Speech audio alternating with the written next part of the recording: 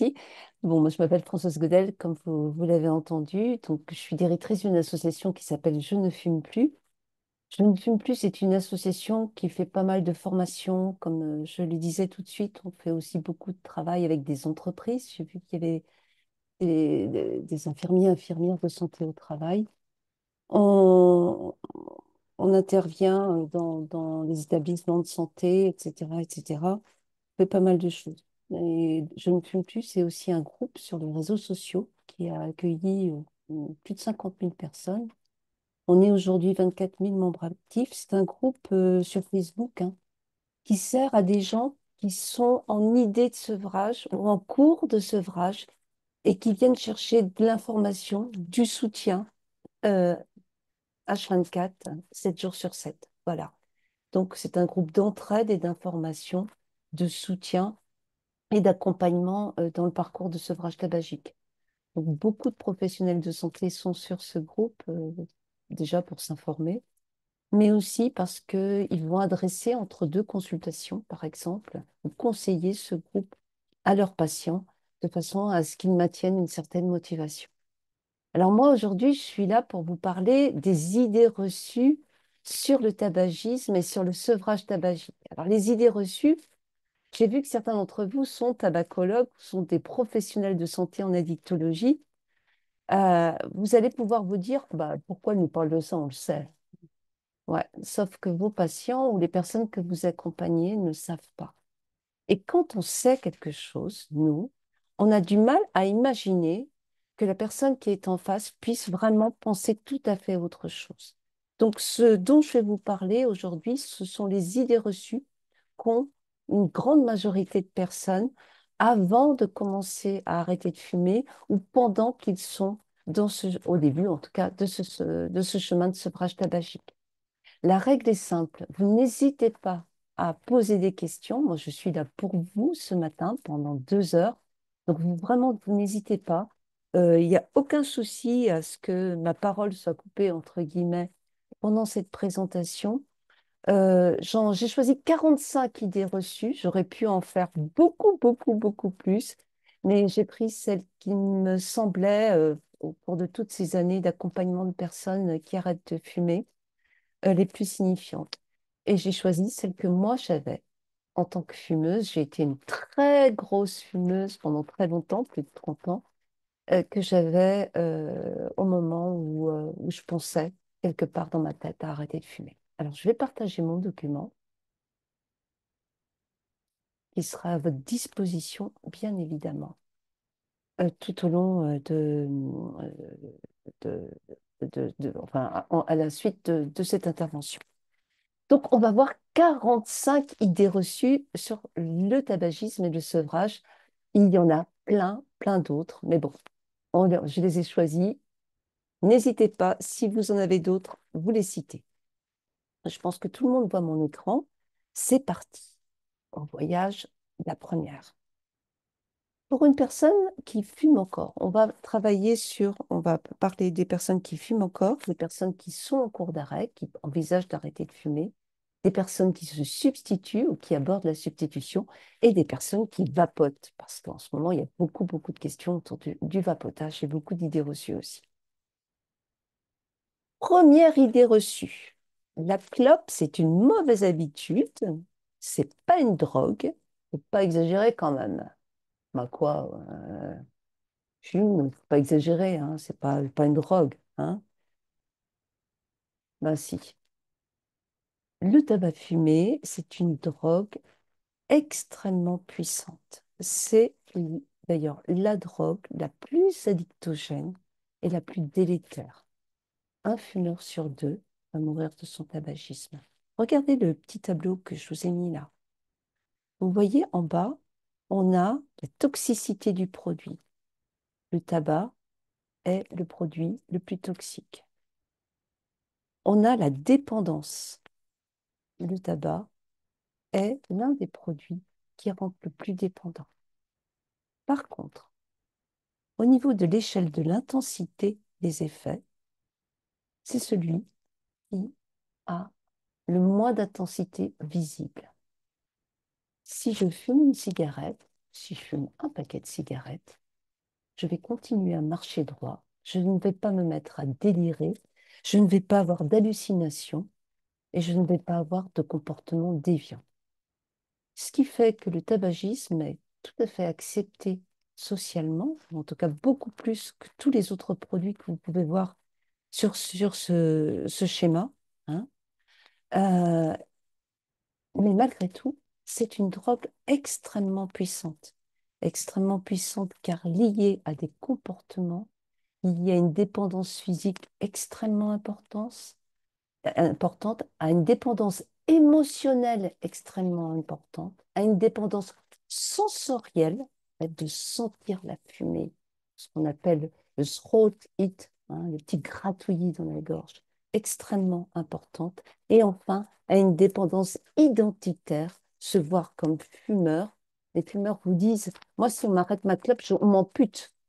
C'est comme les gens qui ont grandi avec le fait de fumer, ont intégré le produit cigarette comme faisant partie de leur personnalité, de leur schéma corporel. Donc c'est une drogue extrêmement puissante qui est considérée par la plupart des gens comme un produit, bon, d'accord, c'est pas bon pour la santé, mais c'est une mauvaise habitude. Deuxième idée fausse, si je me mets à fumer quelques cigarettes, j'ai peu de risques de devenir addict. Il ne faut pas exagérer, quelques-unes, hein, ne veulent pas devenir addict. Ben si, 32% des consommateurs de tabac fumé sont dépendants. Regardez les autres produits à côté. Et ça, c'est vraiment intéressant. Le tabac fumé pose et va entraîner et peut entraîner une dépendance très rapidement, en quelques semaines. 32% des consommateurs sont dépendants. Pour l'alcool, on en a 15%. Pour d'autres produits, comme le cannabis, on en a 9%. Ça n'a absolument rien à voir. Il y a un très bon papier de l'INSERM dont est issue cette image. N'hésitez pas à le regarder, hein, sur les dépendances par rapport aux produits. Et vous allez voir que le produit le plus addictif, le plus addictogène, c'est bien le tabac fumé. Plus on commence tôt à fumer, plus le risque d'addiction au tabac est grand et sera grand. Et plus la difficulté à arrêter sera grande aussi.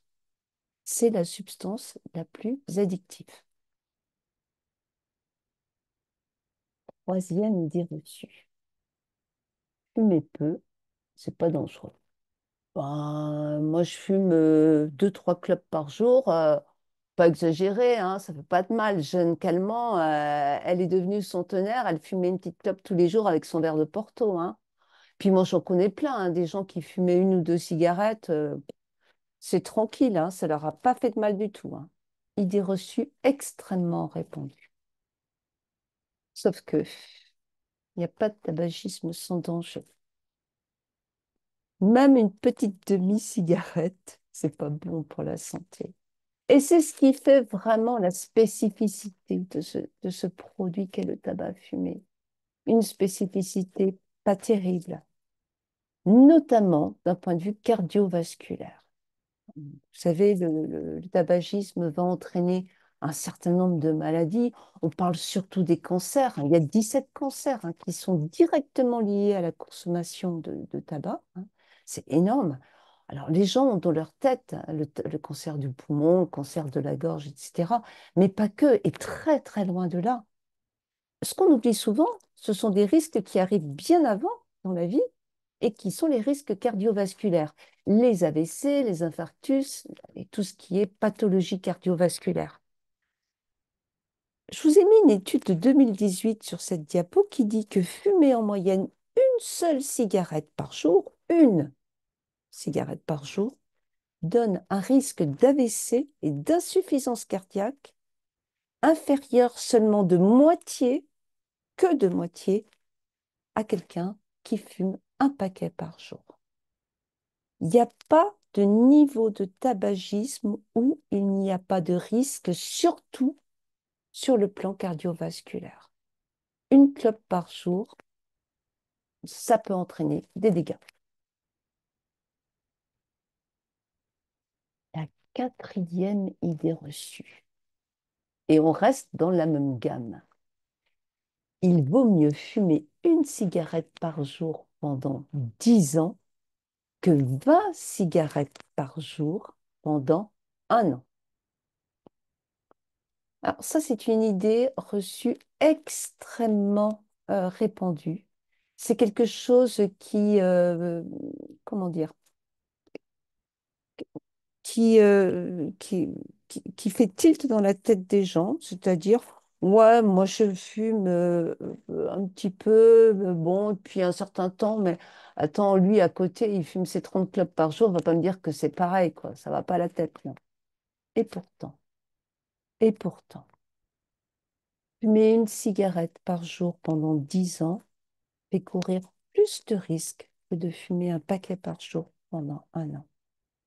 Ce qui compte dans le tabagisme et dans la prise de risque par rapport à la consommation de tabac fumé, c'est la durée d'exposition. C'est pour ça que les médecins demandent systématiquement à leurs patients, ça fait combien de temps que vous fumez combien? Ils vont calculer le nombre de paquets années. Et ce mot année est un mot extrêmement important parce que c'est vraiment l'accumulation des altérations créées par le tabac fumé et la fumée de tabac qui va amener, par exemple, les cancers. Vous avez une très, très belle vidéo que vous pouvez montrer à vos patients ou aux personnes que vous accompagnez. Je vous ai mis un extrait de cette vidéo ici, hein, qui est sur le site de l'Institut national du cancer et qui explique très, très bien que quel que soit le nombre de cigarettes qu'on fume, c'est la durée d'exposition qui va poser problème. Quelqu'un qui a fumé 30 ans, comme j'ai fumé, a beaucoup plus de risques, beaucoup, beaucoup plus de risques que quelqu'un qui aurait fumé le double de ce que je fumais pendant 5 ou 6 ans. Idée reçue numéro 5. Moi, ça va, je risque pas dans grand-chose, n'importe comment, je fais du sport. Regarde mes muscles, hein. Tout va bien, je fais du sport, donc j'ai très très peu de risque d'avoir quoi que ce soit par rapport à l'arrêt du tabac. Eh ben non. Par rapport au fait de continuer à fumer, pardon. Eh ben non. Faux. Archi faux. C'est ce qu'on appelle les liaisons dangereuses entre le fait de faire du sport et le fait de fumer. Et le petit bonhomme là sur l'image, il a définitivement pas le bon sponsor. Le sportif fumeur, quel qu'il soit, il court les mêmes risques que tout le monde. Mais en plus, il va souffrir dans sa pratique sportive de performances qui seront moindres. Pourquoi? Parce qu'il y a un truc qui est issu de la combustion et que vous connaissez tous parce que vous avez suivi des webinaires, vous vous êtes formés par rapport à ça. Il y a un truc qui est terrible dans le fait de fumer, c'est le monoxyde de carbone. Et ce monoxyde de carbone va piquer la place de l'oxygène dans le sang. Et il va se fixer, hein, à la place donc de l'oxygène. Ce qui fait que une personne qui fume se retrouve en hypoxie, en manque d'oxygène, et le sportif qui a besoin de cet oxygène pour réaliser ses performances, ben, va se retrouver en situation pour le moins difficile. Par ailleurs, le fait de faire du sport et de bien respirer, d'ouvrir ses bronchioles, de se sentir à fond, hein, euh, la petite clope juste après le sport, eh ben, la fumée va aller beaucoup, beaucoup plus loin dans les poumons et va donc rentrer dans ces petites bronchioles ouvertes par le bon air frais et, et par l'effort. Donc, aucun intérêt à faire du sport en étant fumeur. Ça ne protège pas, au contraire, ça prive des performances et ça peut poser des soucis, bien évidemment, au niveau tant de l'hypoxie que dans ces petites bronchioles qui vont être atteintes par la fumée de tabac. Une idée reçue hyper classique que moi je pensais d'ailleurs. Ce qui est mauvais dans le tabac, ce n'est que la nicotine. Bah ouais, on sait bien, hein, c'est pas bon de fumer, c'est la nicotine, hein, c'est la faute à la nicotine, hein. Ce qui est mauvais, c'est la nicotine. Ce qui est mauvais dans la fumée de tabac, et vous l'avez compris, c'est avant tout la combustion. Dans la fumée de tabac, on a au moins 70, au moins, parce qu'on ne connaît pas tout. Produits connus pour être cancérogènes. Alors, vous les connaissez, hein, ce sont avant tout les goudrons, hein, qui vont avoir des effets de modification de cellules. Le monoxyde de carbone, dont je vous ai parlé tout de suite, qui est le grand responsable des pathologies cardiovasculaires, hein, qui arrivent très vite. Des substances irritantes, hein, avec notamment les acroléines, hein, qui vont avoir des effets sur la reproduction, mais aussi sur les gènes. Et puis des additifs, hein, menthol, etc., on va en reparler tout à l'heure, qui vont faciliter l'inhalation profonde. Plus il y a d'additifs, plus il y a eu d'additifs dans les cigarettes, plus les cancers ont été profonds au niveau du poumon. Et bien sûr, on a des produits qui vont augmenter le pouvoir addictif de la nicotine, les risques cancérigènes. On va penser à l'ammoniac ou à d'autres produits qui sont contenus dans la fumée de tabac. La nicotine, toute seule, elle n'est pas cancérigène, elle n'est pas irritante. C'est pas le produit dangereux de la fumée de tabac, du tout. C'est le fait de fumer qui est dangereux. C'est pas le fait de prendre de la nicotine. Il y a la célèbre phrase de Michael Russell, qui est un des très grands scientifiques autour du sevrage tabagique, qui dit: on fume pour la nicotine, on meurt par les goudrons. Et c'est tout à fait vrai. La nicotine est l'agent addictif. La nicotine n'est pas l'agent dangereux qui fait qu'on meurt, qui fait qu'on est malade, qui fait qu'on a du mal à respirer, qui fait qu'on a une espérance de vie qui est divisée largement une dizaine d'années, voire de 28 à 30 ans, si je suis quelqu'un qui souffre d'une pathologie de santé mentale. Autre idée extrêmement commune. Moi, je roule mes clopes. Alors, rouler ses clopes, c'est naturel, c'est moins toxique. Je choisis mon papier, sans additif, madame, mes filtres, je fais ma petite mixture, et puis c'est bio, non? On a même des gens qui maintenant achètent des grandes feuilles de tabac qu'ils découpent au ciseau et qu'ils mettent dans des boîtes pour les rouler. 100% naturel. C'est en vente, hein, sur Internet et c'est pas interdit. Ben non, c'est ni bio ni artisanal, hein, contrairement à ce qu'on pense, parce que quand on fume une roulée, eh ben, il y a quelque chose qu'on ne sait pas faire et que les cigarettiers savent très bien faire. C'est bien tasser le tabac pour qu'il se consume tout à fait régulièrement. Et ça, même avec la meilleure rouleuse, on n'a pas cette technique, hein. Donc, eh ben, on va moins bien tasser le tabac. On va tirer plus fort dessus, hein, pour qu'elle reste allumée. Quelquefois, on va la rallumer et donc on va inhaler un certain nombre de produits toxiques. On sait qu'une cigarette roulée contient 3 à 6 fois plus de goudron, 2 à 3 fois plus de nicotine et autant de monoxyde de carbone qu'une cigarette industrielle. Par ailleurs, les fumeurs de roulé sont moins motivés, environ 23%, hein, pour arrêter de fumer parce qu'ils pensent que c'est moins mauvais pour la santé, hein, et donc ils arrêtent moins souvent. Pour autant, ils ont tout autant de chances dans leur sevrage tabagique s'ils le démarrent que quelqu'un qui fume des cigarettes industrielles. Huitième idée reçue.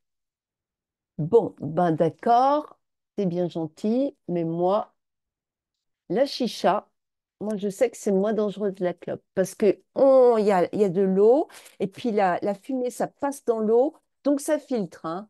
100% naturel.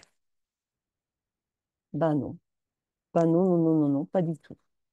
La chicha, je vous ai mis un extrait. Je vous ai mis un extrait d'une diapo du RESPAD, hein, d'un petit flyer du RESPAD qui dit l'essentiel en fait, hein. La nicotine pour une séance de chicha, c'est l'équivalent d'1,5 cigarette.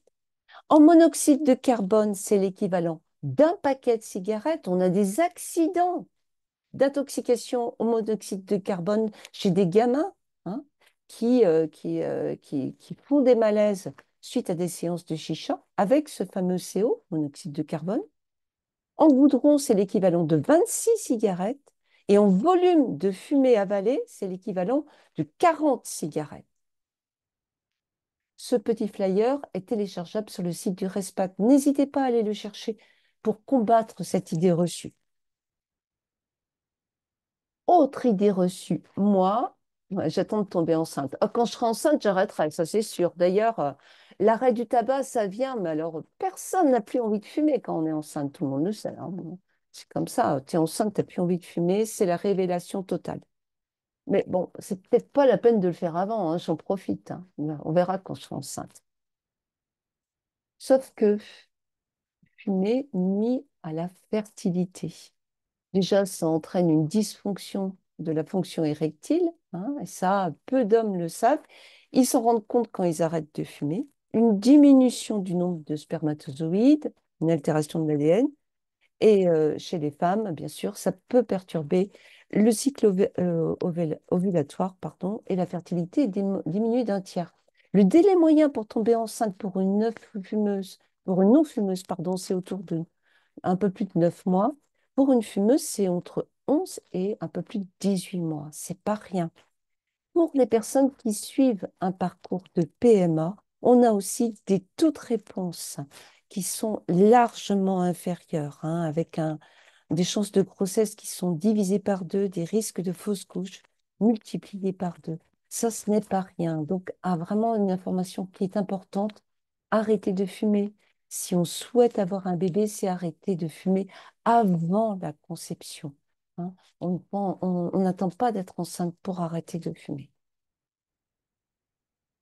Et qui va avec, et une idée reçue hyper connue, fumer 5 clopes par jour pendant ma grossesse, ça me permet de moins stresser mon bébé.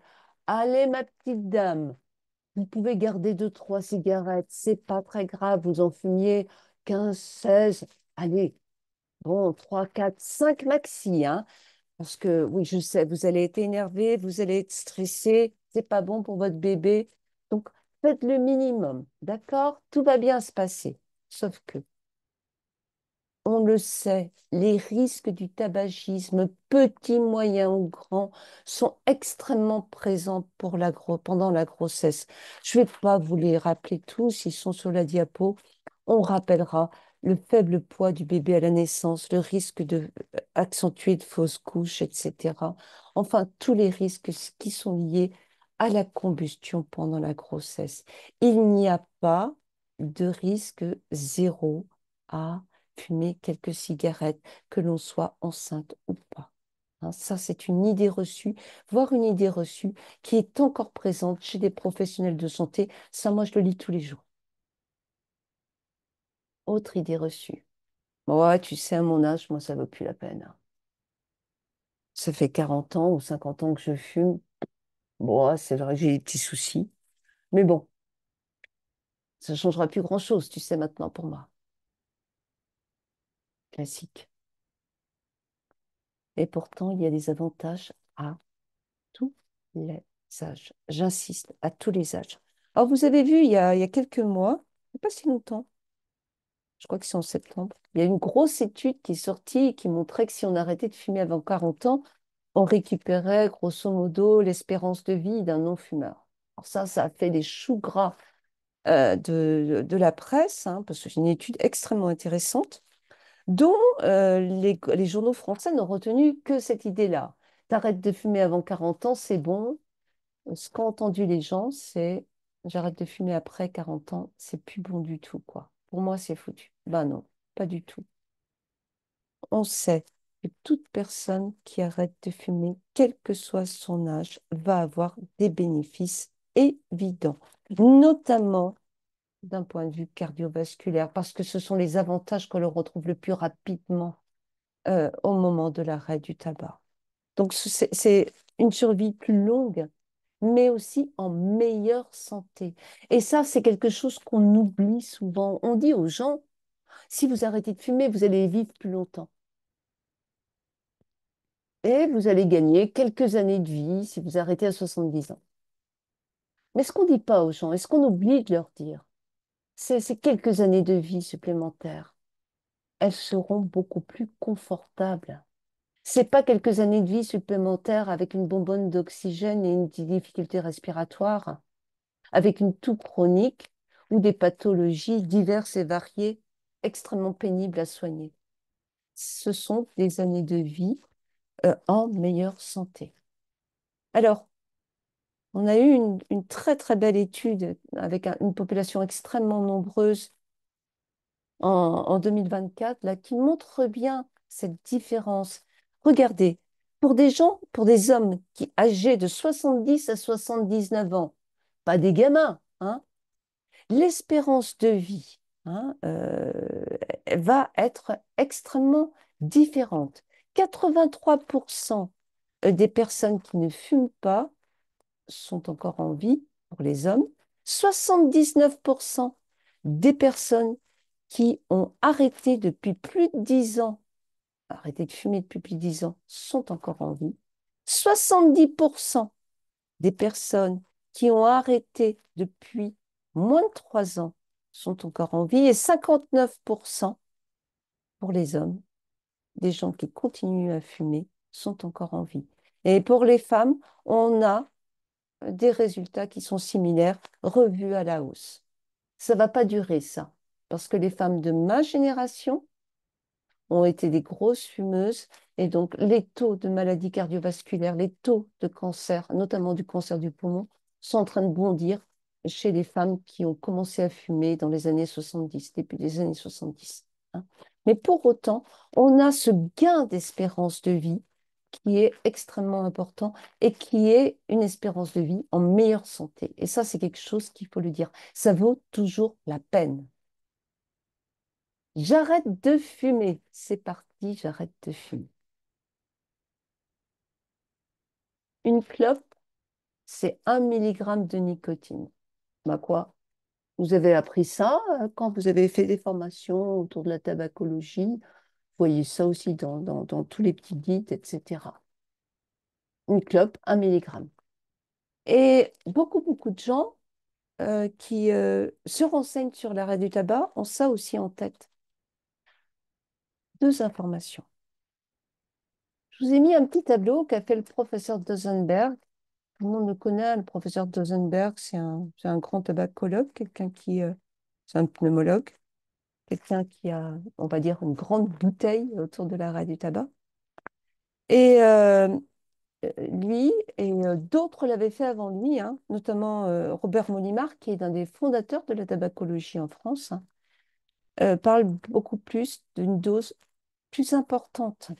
Lui, il évalue à peu près à 2,7 mg de nicotine par cigarette, mais avec une variabilité entre 1 ça prend, et 6 mg de nicotine dans une cigarette qui est absorbée par le fumeur selon la façon dont il va tirer sur sa cigarette. On va revoir ça tout de suite. Donc lui, ce qu'il dit, le professeur Disenberg, c'est que en fait, on va chercher avec les personnes en tâtonnant, et notamment si on n'a pas de CO-testeur, hein. Donc, le CO-testeur, c'est l'appareil qui nous aide à analyser le taux de monoxyde de carbone et donc l'intoxication au niveau du tabac fumé, hein. Donc, ça permet d'avoir une idée assez précise de ce que fume, en tout cas de ce que va récupérer la personne, son degré d'intoxication. Donc, la façon dont il tire ou elle tire sur ses cigarettes.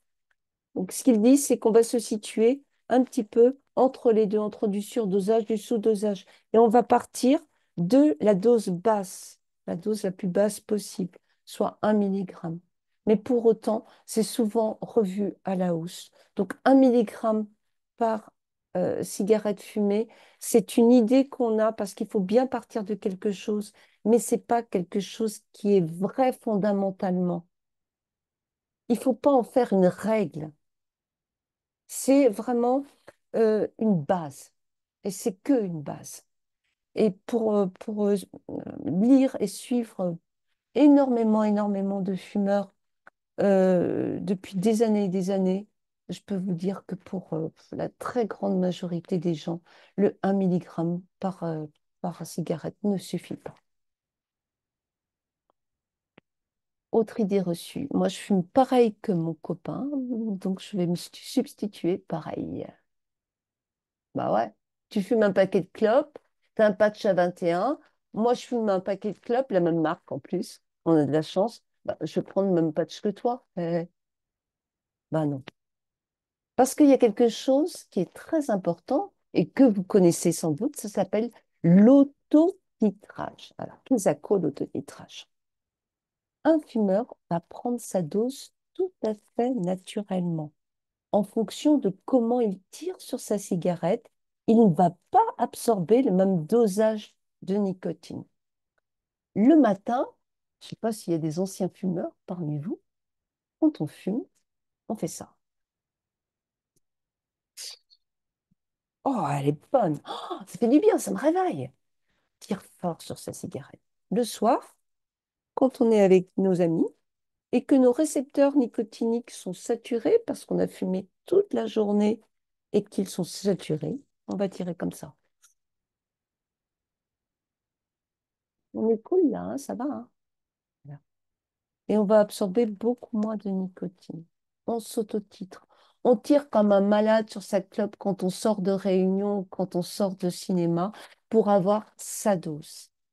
Ça, c'est quelque chose de très important parce que quelqu'un qui va diminuer le nombre de cigarettes qu'il va fumer, à un moment, va se retrouver coincé. L'autre jour, je lisais une dame qui disait, moi, je fumais 50 cigarettes par jour, j'ai baissé et je suis à 8 et j'arrive plus. Enfin, tu parles. Quand on diminue le nombre de cigarettes sans substitution, malgré nous, on va tirer plus fort sur ces cigarettes pour avoir sa dose de nicotine. Et il arrive à un moment où même en tirant comme un malade sur ses clopes, on n'arrive pas à descendre parce qu'on est vraiment limite pour avoir sa dose de nicotine. Alors c'est très bien hein, le fait de diminuer le nombre de cigarettes parce que ça permet de se rendre compte qu'il y a des cigarettes dont on peut se passer. Mais pour autant, très naturellement, le fumeur va avoir tendance à prendre la dose dont il a besoin. Ce qui veut dire que pour deux personnes, les deux dont on parlait tout de suite, qui fument la même marque de cigarette, qui fument le même nombre de cigarettes, eh ben, ils vont peut-être pas fumer pareil et donc pas avoir le même besoin en substitution pareil. En plus, on va avoir des métabolismes très différents. On ne va pas métaboliser la nicotine de la même façon. Donc, on va aussi avoir des différences intra-individuelles qui peuvent être importantes. C'est pas parce que tu fumes un paquet et que ton ami fume un paquet que vous serez dosé pareil. Diminuer progressivement le nombre de cigarettes n'est pas conseillé. Vaut mieux arrêter brutalement. Ça, c'est une idée reçue qui traîne encore. Ben, c'est faux. Seulement, souvenez-vous de la dame dont je vous parlais tout de suite qui fumait ses 50 cigarettes et qui était coincée à 8 en tirant comme une malade dessus. La diminution progressive et l'arrêt progressif se fait sur quelques semaines, généralement de façon encadrée et accompagnée, hein, avec une substitution. Parce que si je fume et si je prends une substitution tout en fumant, je vais pouvoir diminuer le nombre de cigarettes tout en augmentant la substitution, jusqu'à ne plus avoir besoin de fumer et trouver la substitution qui me convient pour être confortable.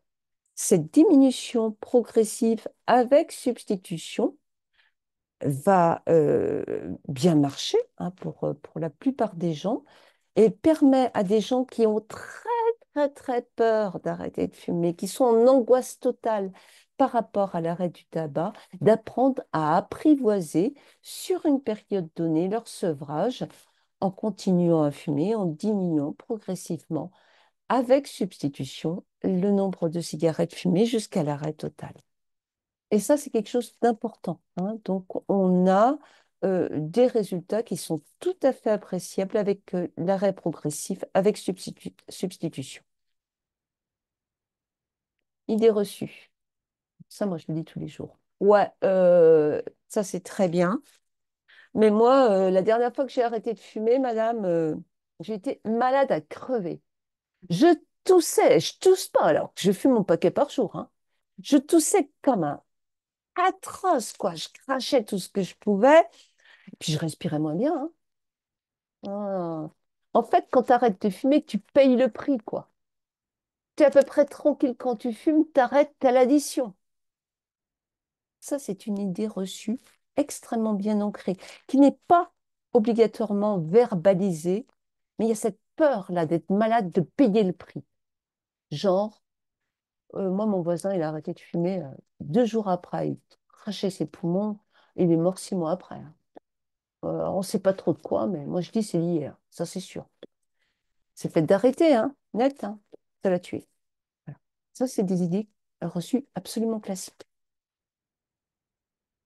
Bah oui, on peut tousser, hein, quand on arrête de fumer, mais c'est parce que nos poumons se nettoient, mais ça, vous connaissez, hein, c'est la reprise de ce qu'on appelle escalator mucociliaire, hein. Tous les petits cils vibratiles là, se remettent au boulot et vont évacuer, hein, tout ce qui encombrait les bronches et donc eh ben, et tout ce qui était impureté. Et donc, ce nettoyage peut durer. Et ce que les gens ne savent pas, c'est que ça peut durer longtemps. Ça peut durer une bonne année. On dit aux gens, oh, vous allez tousser pendant 15 jours, 3 semaines, après vous êtes tranquille. Non, on a des gens qui vont tousser beaucoup plus longtemps que ça. Ça peut durer une année.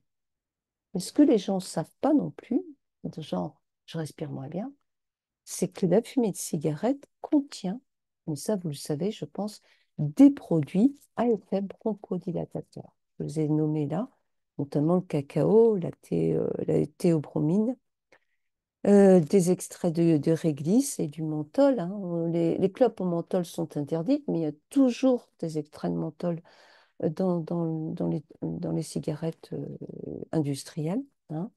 Donc des effets bronchodilatateurs. Et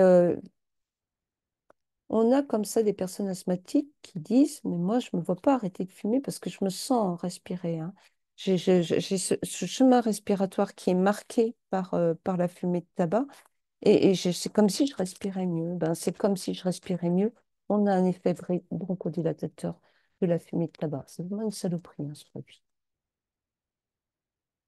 Idée classique. Ah ouais, ouais, moi, j'ai arrêté, mais je vais tomber en dépression, ça c'est sûr, hein. Alors là, non, même pas la peine. Beaucoup d'ex-fumeurs vont connaître ce qu'on appelle un baby blues. Pourquoi? Ben, tout simplement parce que on a, comme dans toute addiction, hein, le tabac fumé n'est pas une addiction extraordinaire. C'est celle qui tue le plus. Mais c'est une addiction, une maladie chronique. Comme dans toute addiction, ben, les fumeurs ont appris au fil du temps à gérer leurs émotions, parfois même avant de les ressentir, par le tabac fumé. Je suis triste, je fume une clope. Oh, il m'énerve, il m'énerve, il m'énerve, il m'énerve, il m'énerve. Avant de m'engueuler, attends, laisse-moi, je sors, je vais fumer ma clope. Euh, quelle joie, mais quelle joie, passe-moi une clope donc, etc., etc. À l'arrêt du tabac, on va avoir ce décalage, c'est-à-dire cette difficulté à gérer ses émotions sans l'acte de fumer, sans avoir ce cataplasme émotionnel qu'est la fumée de tabac. Et ça crée un gros bazar. C'est ce qu'on appelle la vulnérabilité émotionnelle du sevrage tabagique. C'est ce qu'on appelle le baby blues de l'ex-fumeur. On est en vrac. Moi, je passais mon temps à pleurer. Je savais même pas pourquoi je pleurais. J'allais me cacher dans les toilettes de mon travail à l'époque pour pleurer. Je voyais un truc un peu triste, c'était les grandes larmes. J'avais du mal à gérer mes émotions, y compris mes colères, y compris mes chagrins, y compris mes éclats de joie. C'est quelque chose qui est normal, qui ne dure pas, qui n'entraîne pas un excès de tristesse, une perte d'estime de soi, pas obligatoirement plus d'envie de fumer, hein, c'est pas lié obligatoirement à des envies de fumer. Ce n'est pas une dépression. Il peut y avoir des dépressions suite à l'arrêt du tabac. Généralement, c'est pas tout de suite, mais c'est autour d'un mois après où on a justement cette tristesse, cette perte d'estime de soi, etc., etc. Mais le baby blues du fumeur, ce n'est pas une dépression. C'est un moment qui ne dure pas et qui tient à la gestion des émotions, hein. Il y a un test qui peut être pratiqué par des non-médecins qui s'appelle le HAD, je vous l'ai mis ici, qui est un test autour de l'anxiété et de la dépression, hein, qui est très utilisé en tabacologie et qui permet de mieux apprécier ces données-là. Mais pour autant, quand on arrête de fumer, on ne tombe pas en dépression. Je vais prendre au moins 20 kilos. Ouais, arrête, moi je connais. La des fumes, on arrête de fumer, après on ressent Baby Bundom, hein. Tu manges même plus, tu grossis quand même. Ah non, pas 20 kilos. On prend du poids, mais pas 20 kilos. On a 10%, seulement 10%. Et pourtant, 10% des personnes qui prennent plus de, de 13 kilos, pardon, et 30% qui ne prennent pas de poids. Alors, bien évidemment, il y a les mesures d'hygiène alimentaire, d'activité physique qu'on va conseiller aux personnes, mais il y a un truc et un seul qui marche très, très, très, très bien pour éviter une prise de poids importante dans l'arrêt du tabac, c'est une bonne substitution nicotinique. Quand quelqu'un a vraiment très, très peur de prendre du poids, en arrêtant de fumer. N'hésitez pas, en plus des conseils que l'on peut donner sur vous retrouvez le goût, vous pouvez manger un peu différemment, vous retrouvez l'odorat. Quel bonheur de pouvoir vous alimenter d'une autre façon, vous gagnez du temps avec toutes ces minutes où vous ne fumez pas, vous allez pouvoir vous remettre à la cuisine, vous regagnez du souffle, vous allez pouvoir au moins marcher un peu plus, vous arrêter une station avant pour l'arrêt de bus, etc. Mais autrement, le grand conseil, c'est de substituer ras la gueule. Pourquoi?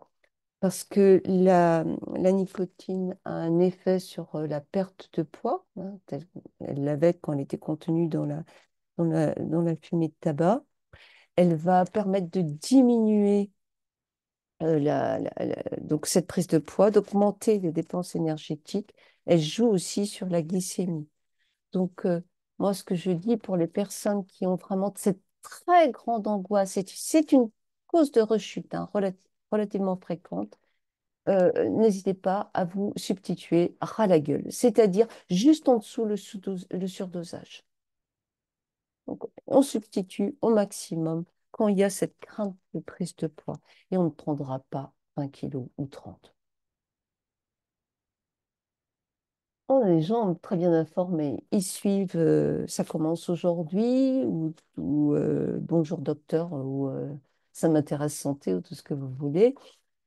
Et le craving, c'est du manque. Ah ouais, c'est du manque, hein. Ben oui, mais pas que. On a deux types de craving. On a le craving bien connu, hein, qui est lié à une vague, à une envie irrépressible, impétueuse de fumer, hein, qui tombe là avec des stimuli qui peuvent être très variés, hein. Ça peut être quelque chose qu'on voit, qu'on entend, et puis ou une accumulation du manque qui fait que bouf, ça débarque et ça fait comme une vague. Alors, on dit que un craving du tabac, ça dure pas longtemps, et que ça va monter, et puis pouf, ça va descendre. Donc, respirez bien par le ventre, et puis ça va le faire. Prenez des substituts, ça va le faire.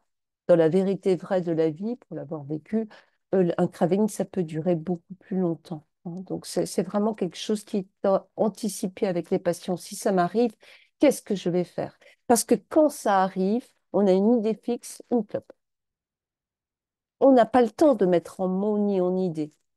Donc le fait d'anticiper, d'avoir répété dans sa tête, si ça m'arrive, je me visualise, je ferai ça, je prendrai une pastille, je prendrai une vape, je rajouterai un patch, j'irai respirer, je boirai un grand verre d'eau, oui, je visualise, je bois mon grand verre d'eau, etc., etc. Ça permet d'avoir des gestes automatiques à une envie qui arrive de façon puissante et automatique. Il y a un autre type de craving qu'on connaît beaucoup moins, qui pourtant est quelque chose d'important. Je vous ai mis la référence d'un article très intéressant là-dessus. Le craving n'est pas le manque. C'est ce qu'on appelle les cravings signaux induits. Par exemple, des années après, on peut se retrouver dans une situation. L'exemple classique, c'est on va acheter son journal chez un buraliste, où tout d'un coup va débarquer et tomber sur la personne, entre guillemets, on est vraiment là-dessus, boum, une furieuse envie de fumer, qui n'est pas lié à un manque, mais qui est lié vraiment à un signal dans le cerveau qui dit ça, c'est égal à fumer. Et ça peut être une très grosse émotion, ça peut être un lieu, ça peut être plein de choses. Donc le craving, c'est pas simplement pendant cette période des 6 mois de sevrage, ça peut être beaucoup plus longtemps après et ça peut être une source de rechute. Autre idée reçue. Moi, je prends un traitement psychotrope. Il va falloir l'augmenter, hein, parce que dis donc, ça va pas être facile. Je vais m'énerver, je vais pas être bien. J'ai dit tout à l'heure que j'allais déprimer, mais là, ça va être pire encore. Non, non, non. Faut augmenter mes médocs, hein, s'il vous plaît. Eh ben non, c'est exactement le contraire. Je vous ai mis tout un schéma, mais si on prend du tabac, si on fume du tabac, ce tabac fait baisser l'efficacité d'un certain nombre de médicaments, dont les médicaments psychotropes. Donc, les posologies sont plus hautes. À l'arrêt du tabac, il faut revoir son psychiatre pendant la phase de sevrage, de façon à adapter la posologie des médicaments, qui sera revue à la baisse pour la grande majorité des psychotropes. Ça, c'est quelque chose d'important. Si vous suivez des personnes qui ont ce type de traitement, qu'elles arrêtent de fumer, il faut qu'elles aillent voir leur médecin psychiatre, non pas pour augmenter la dose, parce que ça va être tellement dur, mais pour revoir à la baisse leurs médicaments qui vont devenir beaucoup plus efficaces. Idée reçue. Moi, j'ai arrêté de fumer, je suis crevée. J'en peux plus. J'ai envie de dormir tout le temps. Alors, on m'a dit de prendre la vitamine C, mais franchement, je vois pas en quoi ça va m'aider, hein.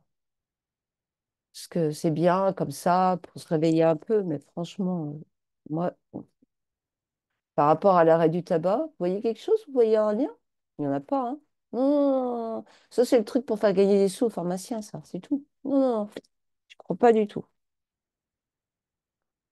Et pourtant, la vitamine C, c'est pas que pour la fatigue. Parce que tous les fumeurs, tous, tous, absolument tous, sont carencés en vitamine C. Le tabac fumé dégrade et diminue l'absorption de la vitamine C. Donc, les gens qui arrivent en sevrage tabagique sont carencés de façon systématique, quasi systématique en vitamine C. Donc, ça, c'est quelque chose de très important. On conseille une majoration des apports de vitamine C de 35 mg par jour pour les fumeurs et donc pour les gens qui démarrent leur sevrage. Mais aussi, et là, on va se référer au conseil du grand professeur Lagru. La tabacologie en France, elle a été mise en place par deux personnes qui sont les pères fondateurs de la tabaco. C'est d'un côté Gilbert Lagru et de l'autre côté Robert Molinard. C'est eux qui ont installé la tabacologie en France. Et Gilbert Lagru, il était passionné par les compléments alimentaires. Il disait que ça avait un vrai effet sur le sevrage tabagique. Et il avait raison. Et qu'est-ce qu'il nous dit? La grue, ça a été ensuite repris par Dupont, une action transitoire, donc par la vitamine C, sur le besoin de fumer survenant après le petit déjeuner ou le café du midi peut être obtenue en suçant une tablette de 500 mg d'acide ascorbique. donc de vitamine C. Même chose, Delcroix, le Wezec, qui nous disent que la vitamine C en tablette à sucer peut aider, car le goût acide interfère avec l'envie de fumer. En outre, elle permet de pallier à la carence de vitamine C. Donc la vitamine C, ça aide, mais pas que pour la fatigue. Mon tabacologue m'a conseillé des oméga 3. Hop, hop, hop, hop, hop, hop. Il plane à 100 000 celui-là, hein. Ouais, moi je veux bien manger du poisson, mais enfin, je vois vraiment pas, parce que l'huile de foie de morue, c'est dégueulasse en plus, hein, pourrait avoir comme effet par rapport à mon arrêt du tabac, quoi. Mais il rêve, quoi.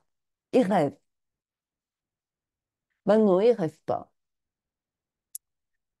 L'effet de la supplémentation donc en oméga 3 sur l'envie de fumer est prouvé. Et il y a eu plusieurs études, hein, dont une grande étude, hein, je vous ai mis les résultats d'une grande étude qui a prouvé que cette supplémentation à haute dose, hein, réduit l'envie de fumer et l'indice de stress oxydatif chez les hommes, et c'est valable aussi chez les femmes. Il y a eu une autre étude qui est parue l'année dernière. Donc les oméga 3 vont pouvoir, alors attention, c'est pas miraculeux, hein, mais vont pouvoir aussi accompagner cet effort de sevrage, hein. Donc il ne faut pas hésiter à les conseiller. Ah, il y a un autre truc qui marche bien par contre, hein, c'est le kudzu. Ah, tout le monde a entendu parler du kudzu, hein. Tapez kudzu arrêt tabac dans votre barre Google, vous allez voir, vous n'allez pas être déçus. C'est miraculeux. Ça marche pour l'addiction au tabac, pour l'alcool, pour la cocaïne, pour l'héroïne, pour le jeu compulsif, les addictions sexuelles. Tout ce qui est addict, le kudzu, c'est magique. Alors, c'est quoi? C'est une racine, hein. Attention, tu le prends, ça se vend en petite gélule, et tu vas voir, effet garanti. Très efficace. D'ailleurs, il y a plein de témoignages. Génial. Bah non. Le kudzu, ça ne marche pas. Il n'y a aucun effet qui a été démontré par rapport aux addictions, quelles qu'elles soient, ni au tabac, ni à l'alcool, ni à autre chose. Et en plus, c'est un produit qui est, entre guillemets, assez dangereux parce qu'il peut y avoir des interactions médicamenteuses en limitant l'efficacité d'un certain nombre de médicaments, mais aussi, et notamment pour les femmes, hein, euh, tout ce qui est racine du kudzu, donc ce qu'on vend aux gens, hein, contient ce qu'on appelle des isoflavones, c'est-à-dire des produits qui vont avoir un effet mimant par rapport aux œstrogènes. Et ça pose un vrai souci s'il y a quoi que ce soit comme lésion, tant au niveau vagin, utérus, etc., ou des kystes ovariens, chose dont la femme n'est pas toujours au courant, hein. Elle n'a pas toujours conscience d'avoir ce type de problématique. Idem pendant la grossesse, c'est interdit pendant l'allaitement, etc. S'il y a un antécédent de cancer du sein, s'il y a quoi que ce soit, c'est vraiment un produit qui peut être dangereux. Donc le kudzu pourrait avoir d'autres interactions. On ne les connaît pas toutes. C'est un produit qui est absolument à éviter. Et attention, c'est une idée reçue qui circule et qui circule beaucoup chez les personnes que vous pouvez accompagner. Ils vous disent pas toujours qu'ils en prennent du kudzu, mais ils en prennent à côté, hein. Donc c'est quelque chose qui revient sans arrêt, avec beaucoup de publicité sur les réseaux sociaux. Donc on s'en méfie comme de la peste. Ouais, mais le laser, peut-être le kudzu, mais le laser, ça marche, hein. 98% de réussite. J'ai vu des gens qui témoignaient. J'ai vu une dame, elle pleurait tellement, elle était heureuse d'avoir arrêté de fumer avec le laser. En une séance, ça marche. Une seule séance. Bon, ça coûte un peu cher, mais bon, ça fait cher le placebo, ouais. Ça fait même très cher le placebo. Alors, il y a eu une méta-analyse qui est vieille, hein, qui date de 2012, de 2014, qui nous avait montré que ça n'avait aucun bénéfice, bien évidemment, pour arrêter le tabac. Il y a un très, très bon dossier qui est paru dans le Courrier des addictions par Gérard Peffer, Michel Underner et Jean Perriot, et qui nous dit que ben, ils ont fait toutes les études, hein. Ils ont raclé les fonds de tiroir, ils ont été chercher. Et ce qu'ils ont trouvé, c'est pas d'effet significatif du traitement par laser comparé à un faux laser, hein, un laser factice pour l'arrêt du tabac. Donc, ben ça, ouais, 200 euros le placebo, faut mettre son argent à côté, mais ce n'est pas efficace. C'est une idée reçue vendue cher par la publicité. Autre idée reçue, la rechute, c'est un échec. Ah ouais. Ben, moi, j'ai refumé 5 clopes, c'est foutu. N'importe comment, je savais bien, je suis nico-addict. Ça sert plus à rien. Les autres, ils réussissent, mais pas moi. Non, non, je suis en échec total. Alors, on rappelle, hein, il y a plusieurs types de rechutes. Je vous ai mis la diapo de Michel Underner, justement, avec les faux pas, hein. On prend une petite taffe, une rechute brutale, et puis merde, j'en ai marre, je fume. Une rechute programmée, bon, bah. Oh, bon, c'est vrai que je suis chez mon buraliste, mais bon, ce coup-ci, je pourrais bien lui prendre un petit paquet. Allez, une petite, c'est pas dangereux, sur une rechute progressive. Oh, je peux bien fumer les soirs de fête, hein.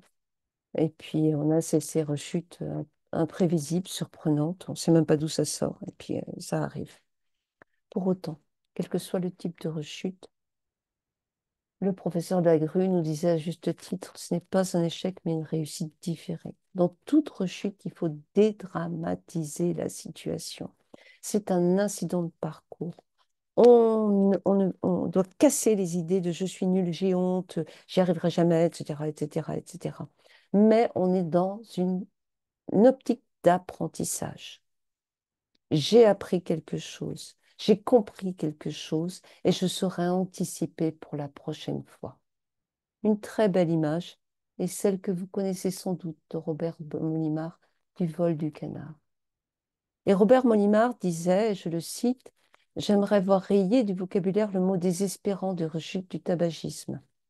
Après chaque tentative, le fumeur ne revient jamais à l'état antérieur. La même eau ne repasse jamais sous le même pont.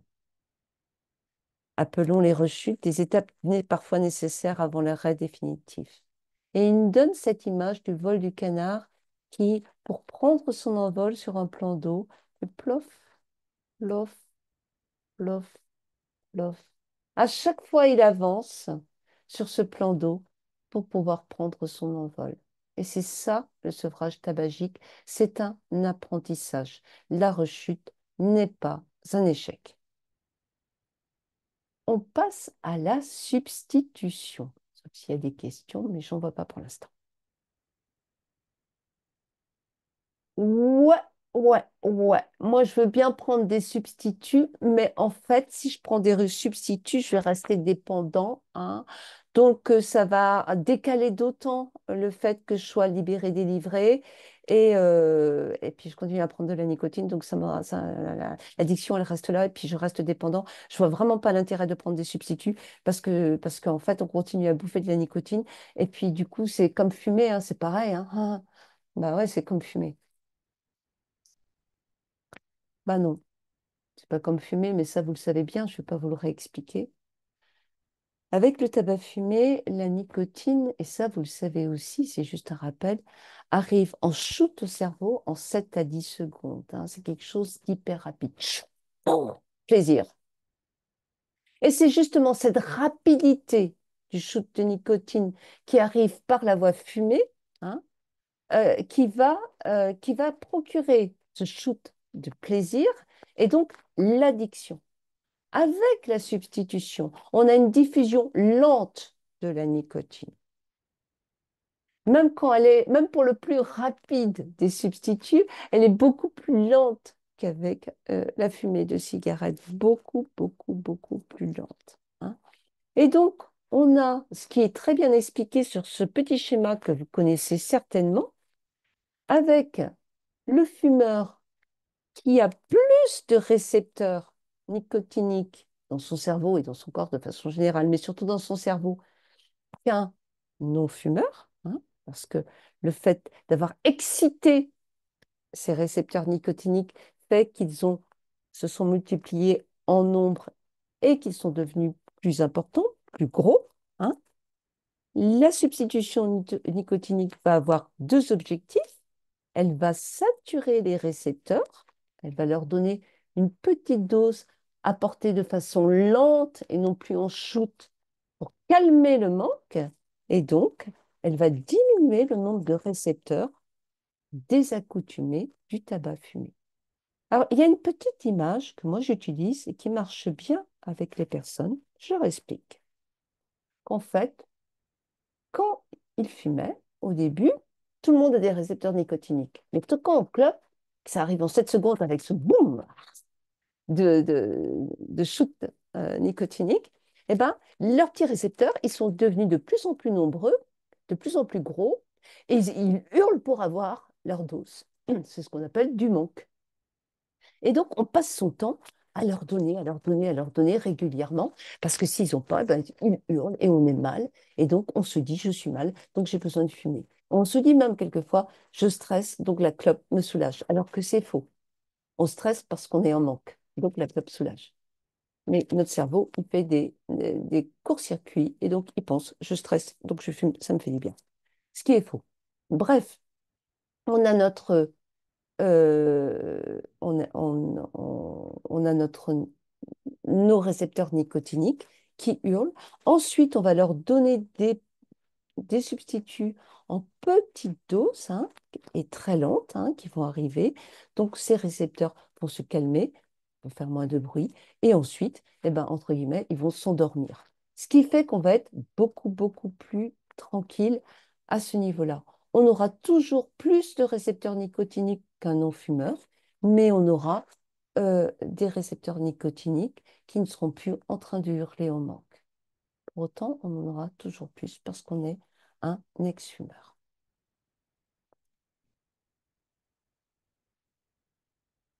Idée reçue.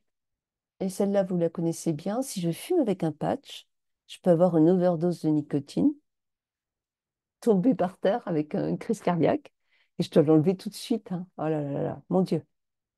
Ben non, on peut fumer avec un patch, mais ça, je pense que vous le savez tous. Il n'y a aucun risque, ni risque cardiaque ni autre. C'est valable pour tous les substituts, c'est valable aussi pour le vapotage. On n'enlève pas son patch pour fumer. Si on fume une cigarette, on n'enlève pas son patch. Ça équivaut à fumer quelques clopes de plus dans une soirée ou ce genre de choses. Et si on fume régulièrement alors qu'on est sur ce sous-substitut nicotinique, c'est bien sûr qu'on n'est pas assez dosé, qu'il faut revoir la substitution à la hausse. Un patch, ça ne se coupe pas, en aucun cas. C'est faux. Tous les patchs se coupent, sauf la marque nicotine. Alors, depuis que les substituts nicotiniques sont pris en charge par l'assurance maladie, c'est vrai que la mode du découpage de patchs est beaucoup moins forte, mais pour autant, tous les patchs peuvent se couper, sauf ceux de la marque nicotine. Ils ne sont pas faits pareil, ils sont en multicouches. Si on découpe le nicotine, eh ben, la nicotine va s'en aller. Juste ici, vous voyez que les patchs sur 16 heures, on n'a pas d'équivalence automatique comme ça. Le patch 21 mg sur 24 heures est grosso modo équivalent à du 25 mg sur 16 heures. hein. Et ça, c'est important parce on a tendance quelquefois à se dire 21 mg sur 24 heures, c'est équivalent à 15 mg sur 16 heures. C'est pas vrai. Le 15 mg sur 16 heures est entre le 10 et le 25 et donc entre le 14 et le 21. hein. On n'a pas cet automatisme-là d'équivalence des patchs. Ça, c'est vraiment important. Donc, tous, ils se coupent, sauf le nicotine. Alors, pourquoi couper son patch? Ben, quelquefois, passer du 21 au 14, même avec des substituts oraux, c'est pas toujours évident.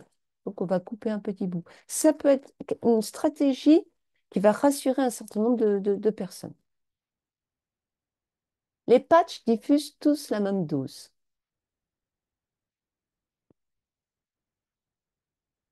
Les doses de nicotine dans les patchs ne sont pas toutes les mêmes. La dose à la fin est délivrée au total de la même façon. Enfin, je veux dire, c'est-à-dire que 21 mg sur 24 heures, c'est 21 mg sur 24 heures. Ça, il n'y a pas de souci. Mais c'est la distribution qui ne va pas être la même.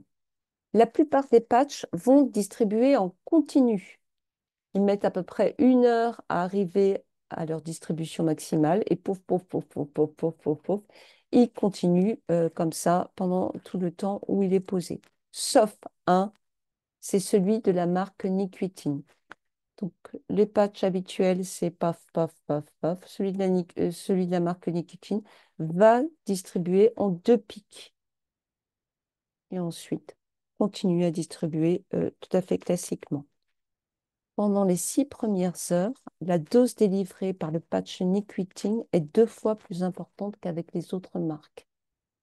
Et ça, c'est quelque chose d'important à savoir parce que ça veut dire que pour des très gros fumeurs, on peut avoir intérêt à utiliser ce type de patch, en tout cas au démarrage du sevrage, parce qu'on a cet apport de nicotine qui est plus important pendant les premières heures du fonctionnement du patch. Ici, vous avez donc la dose circulante sur la dose contenue et la dose qui est délivrée, hein. On a toujours à peu près 21 mg, un peu plus avec nicotine, mais la nicotine est délivrée en deux pics. Et ça, c'est quelque chose d'important. Les patchs sur 16 heures, c'est pas pour moi, madame, c'est pas possible parce que les patchs sur 16 heures, on n'a pas le droit aux patchs sur 16 heures quand on a des envies le matin. Et quand on fumait beaucoup le matin, parce qu'il y a un plus gros risque de rechute. Donc, si j'ai des envies le matin, moi, on m'a dit, il faut porter des patchs 24 heures, ça c'est sûr. Bah non, c'est une idée reçue, il n'y a pas de désavantage, hein. On a une belle étude qui est parue en novembre 2021 qui montre qu'il n'y a pas de désavantage des 16 heures par rapport aux 24 heures, hein. Donc, il n'y a pas plus de soucis.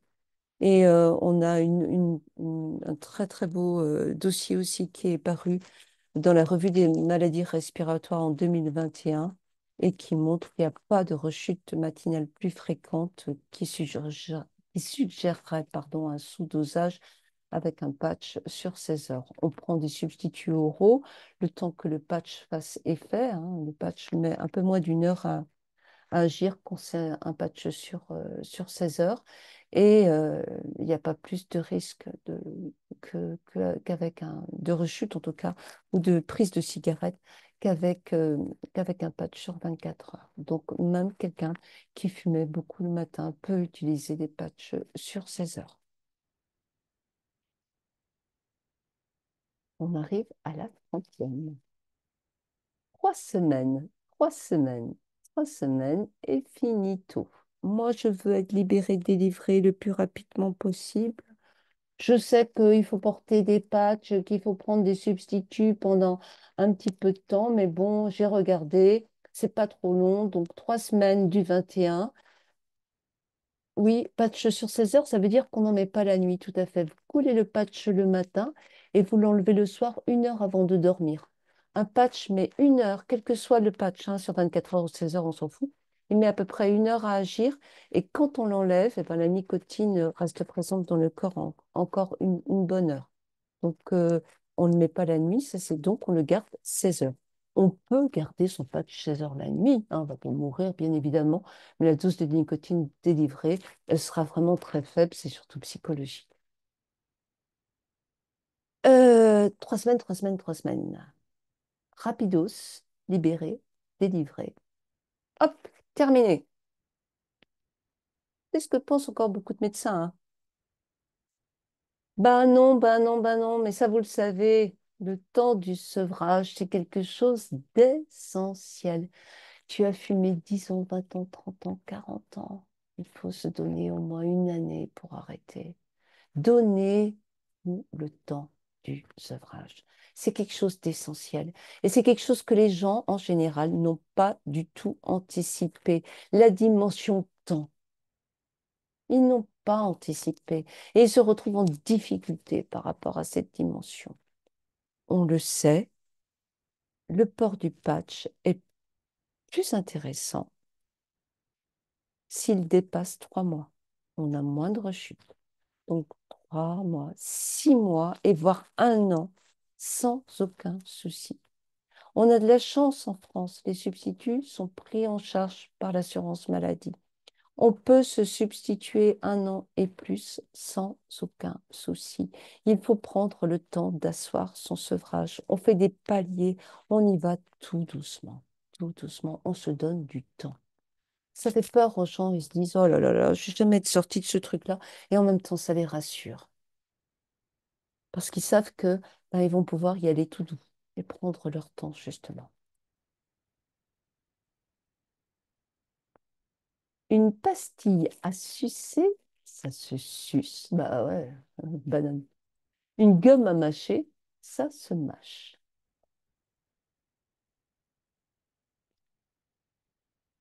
Ça veut dire quoi?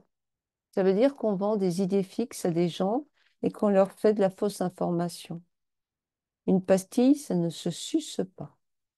Une pastille, ça se prend, ça se colle contre la joue et on la laisse fondre sans sucer, sans croquer. On peut la passer d'un côté à l'autre de la joue, mais c'est tout. Une gomme, c'est pas un chewing-gum. La gomme à mâcher, comme c'est marqué sur le paquet, ne se mâche pas. On va la mâcher une dizaine de fois à peu près pour bien sentir le goût. Puis on la colle contre la joue et on n'y touche plus.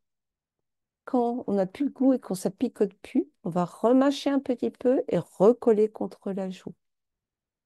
On a un souci d'éducation thérapeutique avec des informations qui sont marquées sur la boîte qui sont fausses et avec du coup des usages qui sont mauvais. Et on se retrouve avec des personnes qui sucent leurs pastilles, qui mâchent leur gomme et qui du coup avalent la nicotine et qui du coup ne profitent pas de l'effet du substitut en tant que tel. Ça, c'est quelque chose d'important. Et en fait, on dit, je vais vous prescrire des pastilles. Vous allez voir, ça va vous aider. Prenez-les en complément du patch, ça va vraiment vous aider. Et comme pour nous, c'est évident, on oublie quelquefois de dire, attention, voilà comment on utilise une pastille, voilà comment on utilise une gomme. On explique bien. Moi, je montre, hein, je fais la démo, hein. La nicotine des pastilles donne mal au ventre. Ben non. Beaucoup de gens croient ça. Et notamment avec la marque Nicopas, qui est la marque la plus vendue au niveau des pastilles et qui est une marque qui est extrêmement efficace, hein, très bien, c'est un bon produit. Moi, j'en ai pris des années, Nicopas. Mais le problème, c'est qu'il y a un souci dont on parle peu avec un professionnel de santé ou toute personne qui nous accompagne dans le sevrage tabagique. Quand on consomme des pastilles, c'est les maux de ventre, les gaz qui sont des gaz odorants, c'est abominable, abominable, abominable. On a honte, on n'ose pas en parler, alors que c'est un handicap pour beaucoup, beaucoup, beaucoup, beaucoup de gens qui arrêtent de fumer et qui utilisent ce type de produit. Dès qu'on en parle sur un réseau social, il y a plein de gens qui disent, oh, je pensais être la seule, merci, merci, merci, merci. Donc, c'est pas la nicotine, bien évidemment, qui crée ce type de souci. Ce sont les édulcorants de synthèse, notamment l'aspartame, hein, qui est très présent dans les substituts nicotiniques. Et donc, eh ben, cet aspartame n'est pas du tout absorbé par l'intestin grêle, hein. Il va créer et conduire à créer des bactéries. Donc, tout ça, ça fermente, ça provoque des ballonnements avec des flatulences très, très odorantes. On prend du charbon en systématique, hein, ou du carbolevure. On évite de prendre une trop, trop grande quantité de pastilles, bien évidemment. Pas dépasser 30 pastilles à 1,5 mg si ce sont des Nicopas, ou 15 pastilles à 2,5 mg par jour. Et attention, on ne suce pas, on ne croque pas ces pastilles, on ne les suce pas. C'est quelque chose d'important, hein, et c'est tout sauf la nicotine qui donne mal au ventre. Oui, oui, d'accord. Mais associer plusieurs substituts, ça peut être dangereux pour la santé, hein. Ça, c'est sûr. Vaut mieux pas en prendre trop et surtout pas les mélanger, hein. Moi, on m'a dit le patch, c'est que le patch, hein. Ah non, pas question que je prenne autre chose à côté, hein. Ouh là là là là. Eh ben non. Associer, au contraire, c'est recommandé. On sait, on sait. Et ça, c'est vraiment important que marier une forme lente comme le patch et une forme rapide comme la gomme, comme l'inhaleur, comme le spray, comme les pastilles, va rendre le sevrage beaucoup plus efficace avec une augmentation des chances de réussite de 34%. C'est pas rien. Les substituts oraux qui vont compléter le patch ont cette valeur d'ajustement. La vie, c'est pas un long fleuve tranquille. La défume non plus. Je prends mon patch qui diffuse, qui diffuse, qui diffuse, qui diffuse, même le nicotine qui diffuse, qui diffuse, qui diffuse, hein. Mais tout ce qui est les petits besoins de la vie, ce moment où je prends le café, ce moment où je m'énerve un peu, ce moment où j'ai un coup de mou, ce moment où je dois me concentrer un peu plus, eh ben, je vais les faire s'accompagner par une prise orale de nicotine. Et donc, j'aurai ma ligne là, et à côté, poum, poum, poum, j'aurai ces micro-doses de nicotine tout au long de la journée et qui vont m'aider à tenir le coup. C'est quelque chose de très important, le fait d'associer des substituts, contrairement aux idées reçues, qu'ont encore beaucoup de personnes qui songent à arrêter de fumer, est une chance et est un potentiel de majoration de la réussite du sevrage. Ah, moi, madame, j'ai des soucis cardiaques, j'ai un stent. Non, non, non, j'ai vraiment des gros problèmes, hein. Ah, les patchs et tout ce qui est substitut, c'est pas pour moi, c'est même pas la peine, hein. J'ai pas droit à la nicotine. Et pourquoi vous n'avez pas droit à la nicotine? Ça augmente la fréquence cardiaque, hein, la nicotine, c'est marqué, hein. Marrant, hein, dans la tabacologie, c'est même pas ces trucs-là. Il suffit d'aller sur Google, ça se voit, hein. Depuis mai 2003, il y a eu des recommandations de bonnes pratiques de la part de la SFAS sur les stratégies thérapeutiques médicamenteuses et non médicamenteuses de l'aide à l'arrêt au tabac pour les personnes qui souffrent de maladies coronariennes ou de troubles du rythme cardiaque, avec une recommandation des substituts nicotiniques chez les patients coronariens fumeurs et des substituts nicotiniques qui peuvent être prescrits dès la sortie de l'unité de soins intensifs au décours immédiat d'un infarctus du myocarde. Quand on prend un substitut, on a une diffusion lente de la nicotine. On n'a pas de shoot par la voie artérielle dont on parlait tout à l'heure. On n'a plus de production de monoxyde de carbone. Le monoxyde de carbone est lié à la combustion. Le monoxyde de carbone qui vient prendre la place de de l'oxygène, vous vous souvenez, hein, on a raconté ça, va favoriser la création de plaques d'athérome. Des plaques d'athérome qui peuvent boucher une veine ou une artère et qui peuvent exploser, hein. Et des petits morceaux de plaques d'athérome vont se trimballer, et puis c'est l'AVC, ça peut être infarctus, etc. Donc, tous ces risques-là ne sont plus présents quand on substitue une personne. Oui, une personne qui souffre de problèmes cardiaques peut être substituée. Et ça, beaucoup de gens ne le savent toujours pas. 2003, ça fait plus de 20 ans. Les gens ne le savent toujours pas.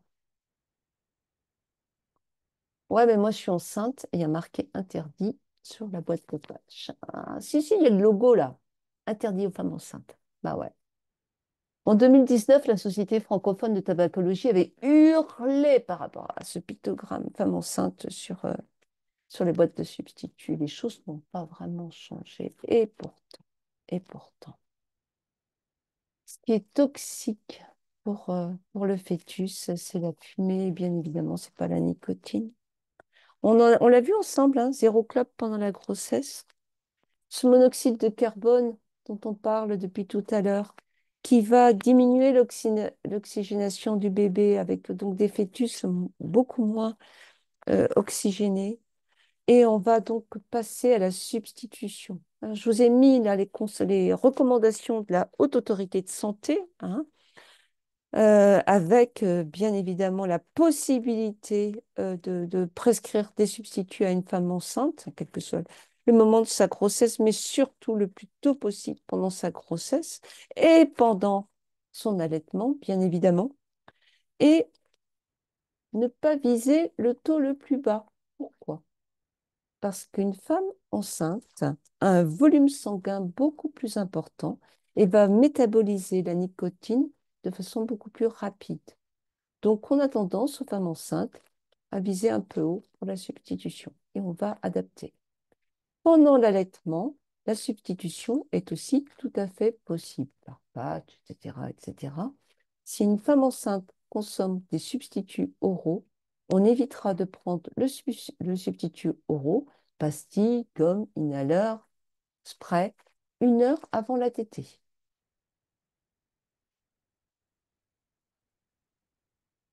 Je vapote.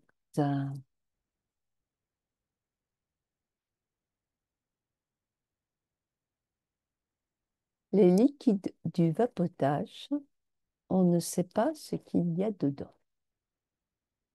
Ça, on le lit partout, on l'entend partout. Ouais, mais ton truc là, on ne sait pas trop ce qu'il y a dedans, hein. La clope, au moins, on savait ce qu'il y avait dedans, hein. On sait ce qu'il y a dedans, la cigarette, hein. Vas-y, cite les 7500 produits présents dans la fumée de cigarette. Ben, si on sait ce qu'il y a dans les liquides de vapotage, il y a quoi dans les liquides de vapotage? Il y a deux produits avant tout, du propylène-glycol, de la glycérine végétale et des arômes. Il peut y avoir aussi des arômes. Parfois, il y a des additifs, de l'eau, de l'alcool et de la nicotine.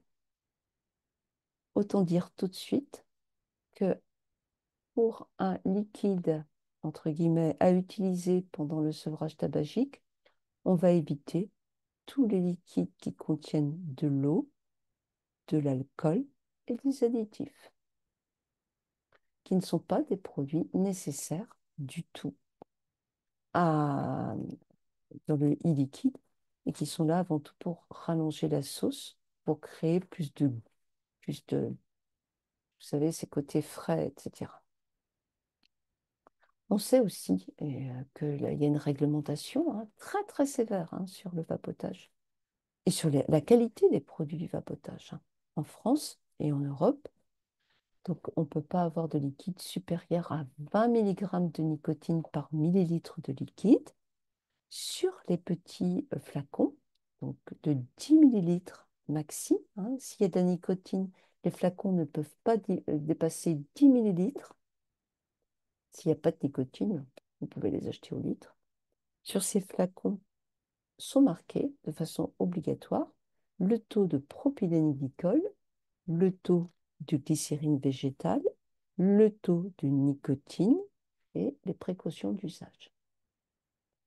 Un bon liquide adapté au sevrage est toujours, toujours, toujours, toujours en 50-50. 50% de glycérine végétale, 50% de propylène-glycol. De façon générale, à quoi sert le propylène-glycol? Il sert à créer, à fluidifier un petit peu les choses, à faire que ça se mélange mieux, hein, que les produits se mélangent bien, et il sert à créer ce petit gratouillis en gorge, qu'on appelle le throat hit, qui est quelque chose recherché beaucoup par les fumeurs ou les ex-fumeurs quand ils arrêtent de fumer. La glycérine végétale va servir avant tout à créer une vapeur dense et relativement douce. Voilà. Donc, ce sont des produits que vous connaissez bien, hein, parce qu'on les retrouve un peu partout. Le propylène-glycol, c'est un des composants du spray à la nicotine, hein, ou du spray pour les personnes asthmatiques. La glycérine végétale, c'est ce qu'on retrouve dans beaucoup de crèmes ou de pastilles ou de choses comme ça. On passe à la suivante. Ouais, ouais, ouais, ouais. Mais il vaut mieux avoir un liquide avec plein de glycérine végétale parce que c'est naturel. Ben, c'est marqué végétal. Végétal, c'est naturel, hein? Hein. Elle est bête, celle-là, alors. Ben non. Végétal ne veut dire ni bio, ni naturel. Alors, attention, attention, attention, attention. Souvent, les produits avec plein de glycérine végétale sont vendus par des marchands peu scrupuleux, comme du bio, 100% nature, les emballages sont verts, il y a une petite feuille trop trop jolie et tout. Et ben, les gens, ils vous disent, ben, moi je vais bio, hein. Zéro risque, madame, hein. Oh là là là là. Sauf que la glycérine végétale, elle est utilisée, je vous l'ai dit, pour une vapeur dense, plus douce, plus abondante, hein. C'est ce qui fait qu'il y a beaucoup de vapeur d'ailleurs. Si vous vapotez qu'avec de la glycérine végétale, vous allez faire des nuages de vapeur. Il y en aura partout. Donc, on va le retrouver, cette glycérine végétale, dans pas mal de produits, hein, des huiles, etc. Et c'est très visqueux. Plus la proportion de glycérine végétale dans un e-liquide sera importante, plus ce liquide sera justement visqueux et plus ce liquide aura du mal à imprégner les résistances de la e-cigarette, de la vape, plus ce liquide sera difficile à vapoter et plus ce liquide va complètement encrasser et votre matériel et vos poumons. On ne vapote jamais avec un liquide 100% végétal, une glycérine végétale, sous prétexte que ce serait végétal. Un liquide adapté au sevrage tabagique est toujours en 50-50. 50% glycérine végétale, 50% propylène glycol, pas plus, pas plus.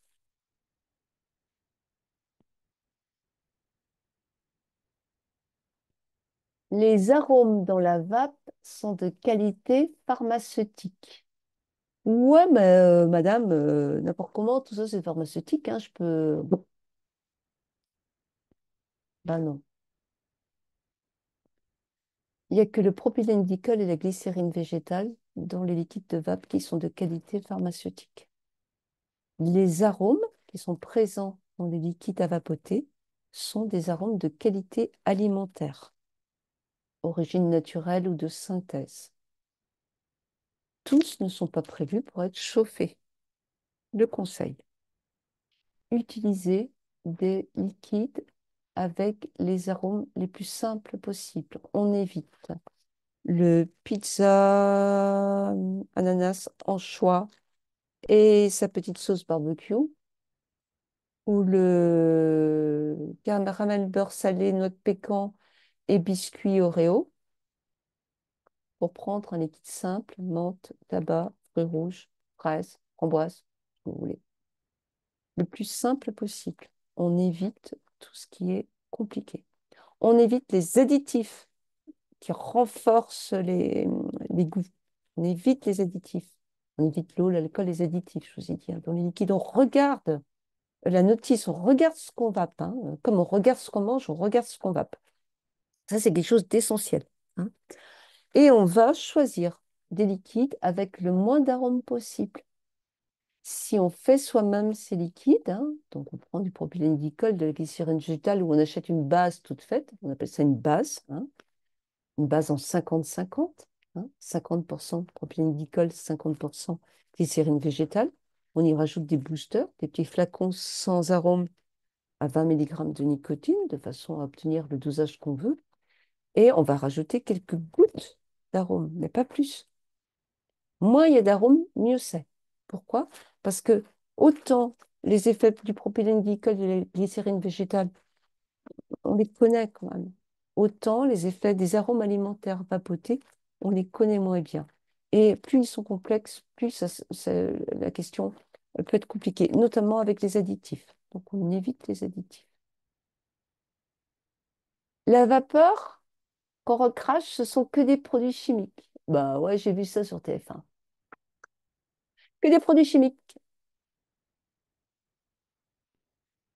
Si vous appuyez sur une petite vape, je ne vais pas le faire à l'écran, mais je vais faire avec un inhaleur, imaginez. Si vous appuyez sur une petite vape, vous ne verrez, vous entendrez un bruit, pshhh, mais vous ne verrez pas de vapeur. Si vous vapotez, vous tirez sur la vape et vous recrachez, vous allez voir de la vapeur. La vapeur qui est recrachée par le vapoteur, la vapoteuse, l'usager ou l'usagère de cigarette électronique, C'est essentiellement de la vapeur d'eau, celle qui est contenue dans votre bouche, dans la trachée, dans les poumons. C'est pour ça qu'on dit tout le temps, si tu vapes, tu t'hydrates. Toute la vapeur qui est recrachée vient de votre corps. C'est quelque chose d'essentiel à savoir. Beaucoup de gens se déshydratent en vapotant parce qu'ils ne le savent pas, tout simplement. Ils pensent justement que ce sont des produits chimiques dont on parlait tout de suite. Le propylène-glycol notamment, mais aussi la glycérine végétale, mais surtout le propylène-glycol, capte l'eau corporelle et justement en faisant cet effet de hit. Et donc, c'est eux qui vont fixer cette humidité et la faire ressortir. Donc, ce qu'il faut vraiment retenir, c'est que la vapeur rejetée par l'usager donc, de cigarettes électroniques, l'usagère, c'est avant tout de la vapeur d'eau et l'eau vient de leur corps.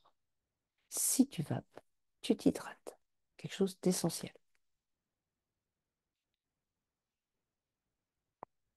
Plus je fais des gros nuages avec ma vape, mieux c'est.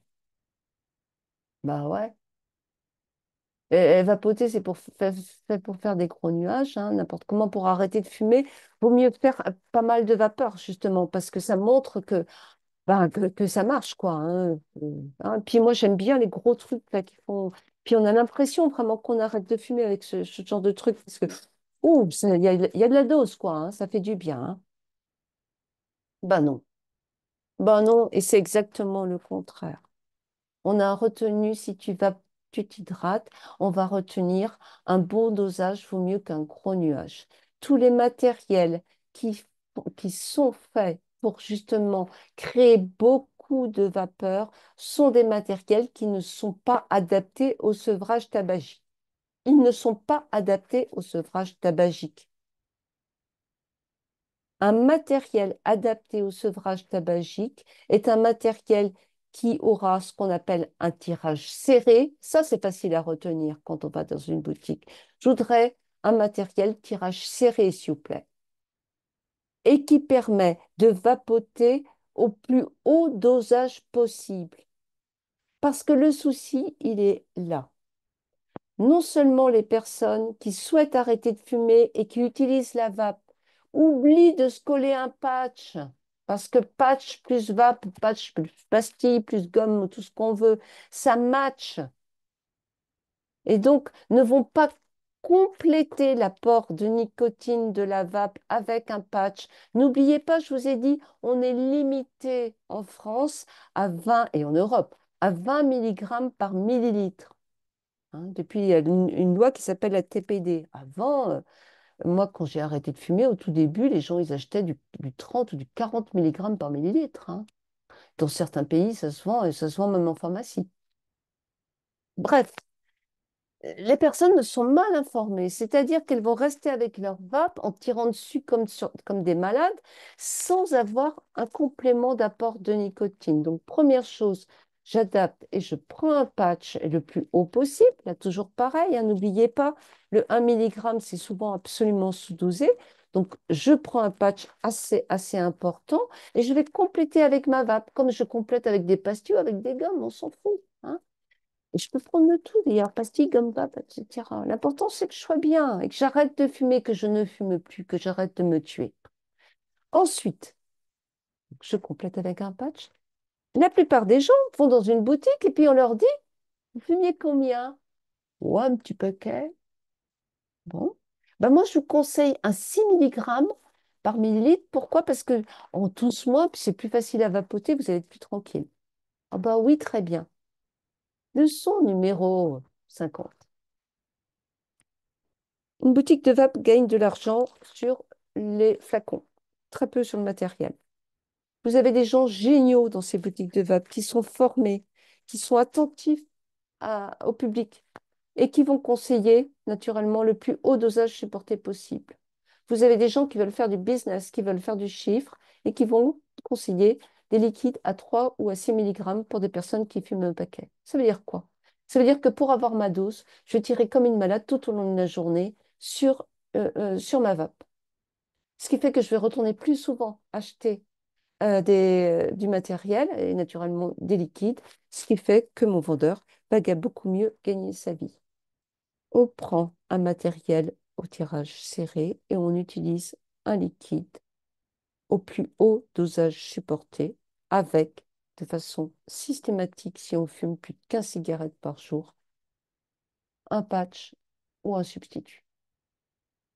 C'est ça la règle. Donc, le gros nuage n'est pas fait pour arrêter de fumer. C'est une idée reçue qu'ont quand même encore pas mal de gens. Un bon dosage vaut mieux qu'un gros nuage. Ça, c'est quelque chose de vraiment, vraiment, vraiment important. Alors, c'est une question qui est souvent posée, mais comment on fait pour savoir combien quelqu'un vapote, combien il prend il y a il y a une règle très simple, hein. Si une personne, par exemple, vapote du 10 mg par millilitre, un liquide 10 mg par millilitre, si cette personne vape 2 millilitres dans sa journée, eh ben, 2 fois 10, il aura consommé 20 mg de nicotine dans sa journée. Donc on fait une règle de 3, hein, c'est tout simple. La règle aussi, et un conseil, on ne doit pas dépasser le petit flacon de 10 millilitres là, qui est vendu, le tout petit flacon de 10 millilitres, eh ben, il doit faire au moins 2 à 3 jours. Si on va plus que ce petit flacon pendant 2 3 jours, c'est qu'on est sous-dosé. Il faut remonter le taux de nicotine de sa vape et augmenter le taux de la substitution. Ça, c'est facile, hein, un liquide de 3 jours. Pas moins, surtout pas moins. Mais moi, je dirais plus 3 jours que 2. Je continue. Les sels de nicotine sont à éviter. Est-ce que vous savez ce que ce sont les sels de nicotine ou pas? Moi, je parle toute seule, là.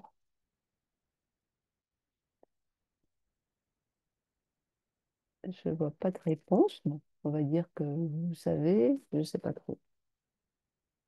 Bon, les sels. Non, je ne sais pas. Bah, merci pour la réponse. Merci. Ah, c'est quoi un sel de nicotine? Eh ben, ça, c'est vachement intéressant parce que Euh, ça, c'est quelque chose de très, très, très important qu'il faut que vous ayez en tête. Parce que les gens, ils utilisent ça. Moi, je dis, il faut toujours s'intéresser à ce dont les gens s'utilisent, à ce à quoi les gens pensent ou à ce qu'ils utilisent. Par exemple, en ce moment, et on n'en parlera pas parce qu'on n'a pas le temps, mais les gens, ils utilisent des pushs, des nico-pushs. Donc, on s'intéresse aux nico-pushs. On va acheter des nico-pushs, on regarde comment ça fonctionne, on va chercher des études sur les nico-pushs. Bref, on s'informe et on peut donner des conseils par rapport à ce type de produit, hein. Il faut toujours coller avec ce que les gens utilisent. Bref, les sels de nicotine qu'est-ce que eh ben, c'est un liquide qui est vendu comme un liquide normal, hein, sauf que c'est marqué dessus sel ou salt. Comme ça qu'on peut savoir que c'est un sel de nicotine. Sont vendus beaucoup en bureau de tabac pour certains. C'est quoi? C'est fabriqué comment un sel? Eh ben, on va associer la nicotine, voilà, la nicotine qui vient de la plante, hein, du tabac, hein, comme pour les substituts, hein. La nicotine, ça vient toujours de la plante du tabac. Il n'y a pas de nicotine chimique, en tout cas pas tout de suite. Et donc la nicotine est associée à un acide, et qui va modifier le pH donc, du liquide. Et donc, on va utiliser deux types d'acides pour associer à cette nicotine, soit des acides endogènes, le plus connu, c'est l'acide lactique, soit des acides exogènes, le plus connu, c'est l'acide benzoïque. Et donc, on va faire que ces liquides-là, je vais essayer d'être très simple avec vous, soient plus faciles à inhaler. C'est ça un sel de nicotine. C'est un liquide qui est beaucoup plus facile à vapoter. Donc, pour des personnes qui n'arrivent pas à arrêter de fumer, qui sont des très très gros fumeurs, qui ont leurs 3 ou 4 patchs, qui prennent des pastilles comme on prend des tic-tac, et qui aimeraient vapoter pour passer à l'arrêt du tabac, les sels de nicotine sont très efficaces parce que ça évite de tousser, Ils sont beaucoup plus faciles à absorber. Ce sont des liquides qui passent bien, quoi, on va dire. Le temps qu'une gorge se répare un peu, etc. Donc, ce sont des liquides qui passent bien. Seulement, vous avez vu, hein, il y a deux types d'acides. Je vais vous la faire courte. Il y a des liquides, sels de nicotine, qui sont avant tout vendus dans les bureaux de tabac, qui sont faits à partir d'acide benzoïque, qui peuvent laisser des dépôts pulmonaires, qui sont de mauvaise qualité. On évite absolument ces liquides. On a des liquides, des sels de nicotine, qui sont faits à base, par exemple, d'acide lactique, dont on parlait tout à l'heure, endogène, et qui vont être de bien meilleure qualité. On va les préférer. Le souci, c'est que c'est pas marqué sur les flacons. C'est simplement marqué salt ou sel de nicotine. Donc, il faut poser la question ou aller voir sur Internet la fiche produit. C'est vraiment quelque chose d'important. Ces sels de nicotine ne délivrent pas, contrairement aux idées reçues, plus de nicotine. Si je vape 1 millilitre de liquide en sel de nicotine à 20 milligrammes, j'ai 20 milligrammes de nicotine. Si je vape 1 millilitre de liquide classique en 20 milligrammes, j'ai aussi 20 milligrammes de nicotine.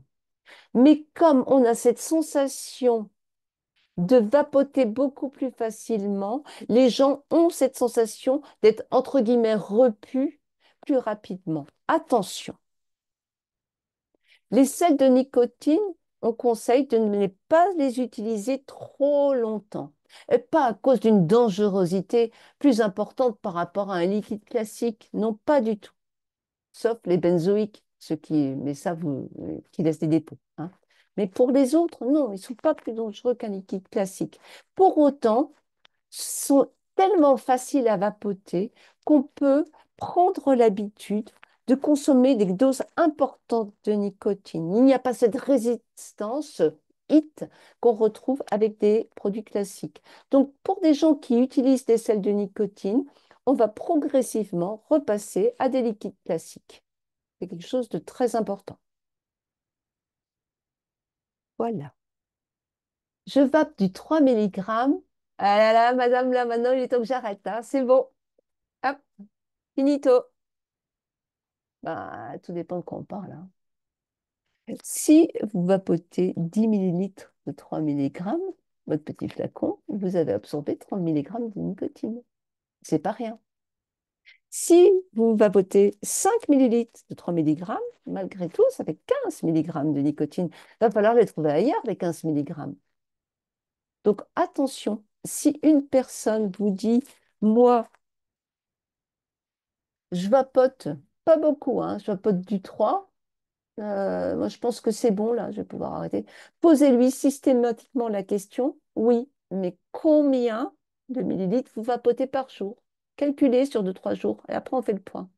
Parce que vous allez être à même de compléter justement ce vapotage, enfin ce vapotage qui s'arrête, par juste une autre substitution. On ne se passe pas de 30 milligrammes de nicotine par jour à zéro, comme ça on passe pas comme ça, de ça à ça d'un coup d'un seul. Donc on va passer par une autre substitution. Mais pour avoir une idée de cette substitution à prescrire en cas d'arrêt de la vape, eh ben, on va calculer non seulement le taux de nicotine du liquide, mais aussi le nombre de millilitres qui sont vapotés dans la journée. La vape, c'est plus dangereux que la cigarette. Moi, je ne suis pas financée ni par les laboratoires pharmaceutiques, ni par les cigarettiers, ni par l'industrie de la vape. Je m'en fous. Moi, je lis toutes les études qui sortent sur le vapotage et sur l'arrêt du tabac de façon générale, parce que ça m'intéresse. C'est tout. Moi, mon intérêt, c'est que les gens ils arrêtent de mourir. On sait il y a plus de 20 000 études, hein, qui sont sorties sur la cigarette électronique. C'est sans doute le produit de santé qui a été le plus étudié et qui est encore le plus étudié. Il n'y a pas un jour, il n'y a pas une étude sur la vape qui ne sort pas. On sait que la vape est moins dangereuse que la cigarette combustible. On le sait, c'est prouvé, tout le monde est d'accord là-dessus. Moi, j'irai pas chipoter pour vous dire, comme les Anglais, c'est à 95 ou à 97 moins moins dangereux que la cigarette, etc. Je n'irai pas dans ces choses-là. Je ne sais pas exactement. Ce qu'on peut dire, c'est qu'on est dans une stratégie de réduction du risque. Donc, la cigarette électronique est moins dangereuse que le tabac fumé. Pour autant, la cigarette électronique, c'est un outil et ça doit être considéré comme un outil pour l'arrêt du tabac. C'est-à-dire que, tout comme un substitut, on va pouvoir utiliser la vape, puis descendre le dosage en nicotine, hein, et arrêter à un moment ou à un autre quand on le souhaite. Selon Santé publique France, qui est une étude qui est parue il y a quelques années, pas si longtemps que ça d'ailleurs, la moyenne d'usage de la vape pour arrêter de fumer est environ de 2 ans en France. Hein. Les gens utilisent à peu près 2 ans le vapotage pour l'arrêt du tabac. Il y en a qui arrêtent plus vite, d'autres qui vont l'utiliser plus longtemps. On a aussi des usagers qui vont continuer à prendre du vapotage. Ils sont minoritaires hein, par rapport aux personnes qui arrêtent de fumer, vraiment aux idées reçues là encore. Et c'est tout à fait comparable avec les usagers de gomme ou de pastilles qui les utilisent à long terme. Hein. On a beaucoup, enfin, un certain nombre de personnes qui ont beaucoup de mal à arrêter soit les pastilles, soit les gommes et qui vont les prendre sur une très longue durée. Bon, on sait que la nicotine a des effets qui ne sont pas des moindres hein, sur l'attention, sur la mémoire, etc., etc. Gilbert Lagru, le fondateur de la tabacologie dont je vous parlais tout à l'heure, il s'est mis à la nicotine, il avait une cinquantaine d'années.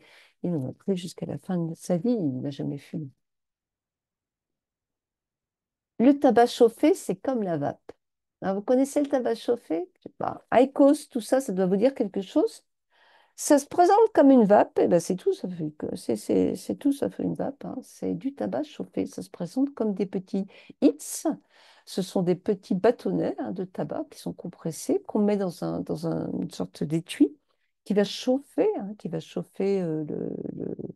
le tabac et qui va permettre de faire semblant de vapoter entre guillemets mais qui va permettre de tirer sans faire la fumée et sans brûler, entre guillemets, même si on chauffe très fort. Bon, c'est un produit qui a été conçu par les cigarettiers. Hein.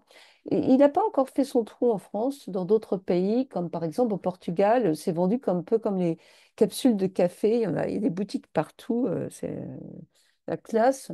Au Japon, c'est l'outil le plus utilisé et très largement. Hein. Les gens sont passés à l'IQOS, en tout cas au tabac chauffé, ça ne fait pas arrêter de fumer du tout. Hein. C'est fait pour continuer à fumer, mais d'une autre façon.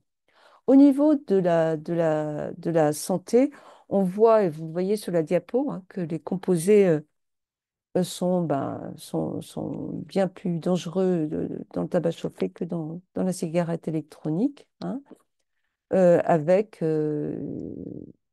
comme pour la cigarette, de la cytotoxicité et du stress oxydatif. Hein. Donc, c'est un produit qui est à déconseiller. Il y a une très belle étude qui est justement du professeur Rosenberg dont je vous parlais tout à l'heure, mais aussi du très regretté Michel Anderner, de Jean Perriot et de Gérard Pfeffer sur les effets délétères du tabac chauffé sur les symptômes et la fonction respiratoire. C'est paru en juillet dernier. Je vous ai mis le lien hein, de cette étude, une très belle étude. N'hésitez pas à aller la lire. Donc, le tabac chauffé, c'est pas comme la vape et c'est pas fait pour arrêter de fumer. C'est pas un outil pour arrêter de fumer, contrairement à ce qu'on veut bien nous faire penser. Et on arrive à la 45. Les liquides au CBD sont bien contrôlés. Alors, vous savez, on peut vapoter des liquides sans nicotine, des liquides avec de la nicotine et des liquides avec du CBD. Vous savez, ce truc-là qui fait tout du bien, ça te permet de dormir, ça te permet d'avoir moins mal, ça te permet ceci, ça te permet cela. Et c'est tellement bien. Bah oui, et puis c'est contrôlé, hein. Première chose, les produits du vapotage sont extrêmement contrôlés en France, ils contiennent de la nicotine. On a une réglementation extrêmement stricte, extrêmement suivie et extrêmement contrôlé au niveau donc de ces produits destinés à être vapotés et contenant de la nicotine. C'est extrêmement strict. Les produits qui ne contiennent pas de la nicotine ne sont pas contrôlés. Et on se retrouve avec des produits à vapoter au CBD. Rien ne ressemble plus à un e-liquide qu'à un autre e-liquide. Seulement celui qui contient de la nicotine aura subi X contrôle et X autorisation de mise sur le marché. Celui qui n'en contient pas, notamment qui contient du CBD, n'aurait rien subi du tout. Et donc, on va avoir pléthore de produits avec des qualités très, très variables, ce qui fait, et des résidus qu'on s'envoie dans les poumons. Ce qui fait que nous, on n'a aucun moyen de dire celui-là est bon, celui-là est moins bon, etc. Aucun. On a aussi des produits qui font des boosters, hein, c'est-à-dire qui sont très chargés en CBD et qui doivent être délayés, qui doivent être donc dilués dans une base, hein, mais pas de contrôle sur ce type de produit. Ça, c'est quelque chose d'important. Ce ne sont pas des produits qu'on va conseiller. Les seuls produits qu'on ne va pas déconseiller, je n'ai pas dit qu'on va conseiller, hein, j'ai dit qu'on ne va pas déconseiller à des personnes que vous pouvez suivre et qui souhaitent prendre du CBD, ce sont des huiles sublinguales bio en full spectrum. Mais je n'ai pas dit qu'on conseillait, j'ai dit qu'on ne déconseillait pas et on tient compte de toutes les interactions médicamenteuses avant, avec le CBD. Je pourrais vous les fournir si vous ne les avez pas. Et bien voilà, nous sommes arrivés au 45e à la 45e idée reçue sur le sevrage tabagique. Et il me reste quelques minutes pour répondre à des questions. S'il y en a, j'espère que je ne vous ai pas trop épuisé tous autant que vous êtes. Merci beaucoup, Françoise Godel. Donc, je suis toujours de même que Françoise à l'écoute de vos questions. Moi, j'ai trouvé ça personnellement très intéressant et malgré pas mal de connaissances, j'en ai encore acquises de nouvelles. Donc, merci beaucoup en tout cas. Avec plaisir. Je vous mets mon adresse mail dans la discussion. Si vous avez quoi que ce soit comme question, vous n'hésitez pas. Par rapport au vapotage, on a fait une petite affiche sur les conseils aux patients, à vos patients, au grand public, hein, sur le vapotage avec quel matériel utiliser, comment je fais, etc. Qui complète la fiche du RESPAD que vous connaissez sans doute. On pourra vous la fournir, hein, sans souci. C'est une affiche pratico-pratique, hein, où les gens, ben, on leur rappelle aussi la réglementation. Alors, on a une question par rapport à l'interaction que pourrait avoir éventuellement la vape dans le cas d'un sevrage alcool. Non, il n'y a aucune contre-indication, hein. Alors, il y a une chose à savoir par rapport au sevrage alcool, mais on en est vraiment à la marge. Il y a un produit qui contient de l'alcool, donc c'est le spray à la nicotine, hein, contient un tout petit peu d'alcool. C'est pas beaucoup, mais c'est quand même un tout petit peu. Personnellement, pour une personne qui est en cours de sevrage alcool, je ne vais pas délivrer de spray à la nicotine. Tous les sprays à la nicotine, hein, il n'y en a qu'un qui est remboursé, c'est le spray EG, mais tous les autres, que ce soit Nicorette ou Nicotinell, etc., contiennent de l'éthanol. Donc, moi, j'évite. Mais aucune contre-indication au niveau des sevrages alcool. Au contraire, ce sont des personnes qui souvent, sur les temps de cure, vont cumuler patch, plus vape, plus pastilles, etc., pour vraiment consolider l'arrêt du tabac s'il est concomitant avec l'arrêt de l'alcool. On a aussi quelqu'un qui se pose une question par rapport à la grossesse et la vape, la compatibilité des deux situations. Alors, vous avez la réponse officielle que je suis censée vous faire. La Haute Autorité de Santé ne va pas, bien sûr, conseiller le vapotage pour la femme enceinte et va conseiller les méthodes classiques, c'est-à-dire les PCC en premier lieu et les substituts en second lieu. Par contre, ce qu'on a pu lire, c'est que pour une femme qui vapote alors qu'elle est enceinte mais qui ne fume plus, on ne va pas lui dire arrête de vapoter. D'accord? Bon, moi, tout ce que je peux vous dire, c'est que je suis, mais alors à la culotte, toutes les études qui peuvent sortir sur vape et grossesse et sur la vape en général. Sur la vape et grossesse, on sait que si une femme vape et qu'elle est enceinte et qu'elle ne fume pas à côté, c'est ça qui est important, hein. Il n'y a pas d'incidence sur, sur la prématurité ou sur le poids du bébé. C'est-à-dire qu'on a des bébés qui naissent à terme, tout à fait classiquement, et qui n'ont pas un poids inférieur. Ça, c'est les grandes études qui ont été menées notamment en Irlande autour de la grossesse. Vous avez un document qui s'appelle VAP et grossesse que vous pouvez trouver sur Internet destiné aux professionnels de santé, hein, qui est extrêmement bien fait, qui avait été traduit en français par le professeur Ether, qui est un document qui a été fait par le ministère de la Santé anglais, hein.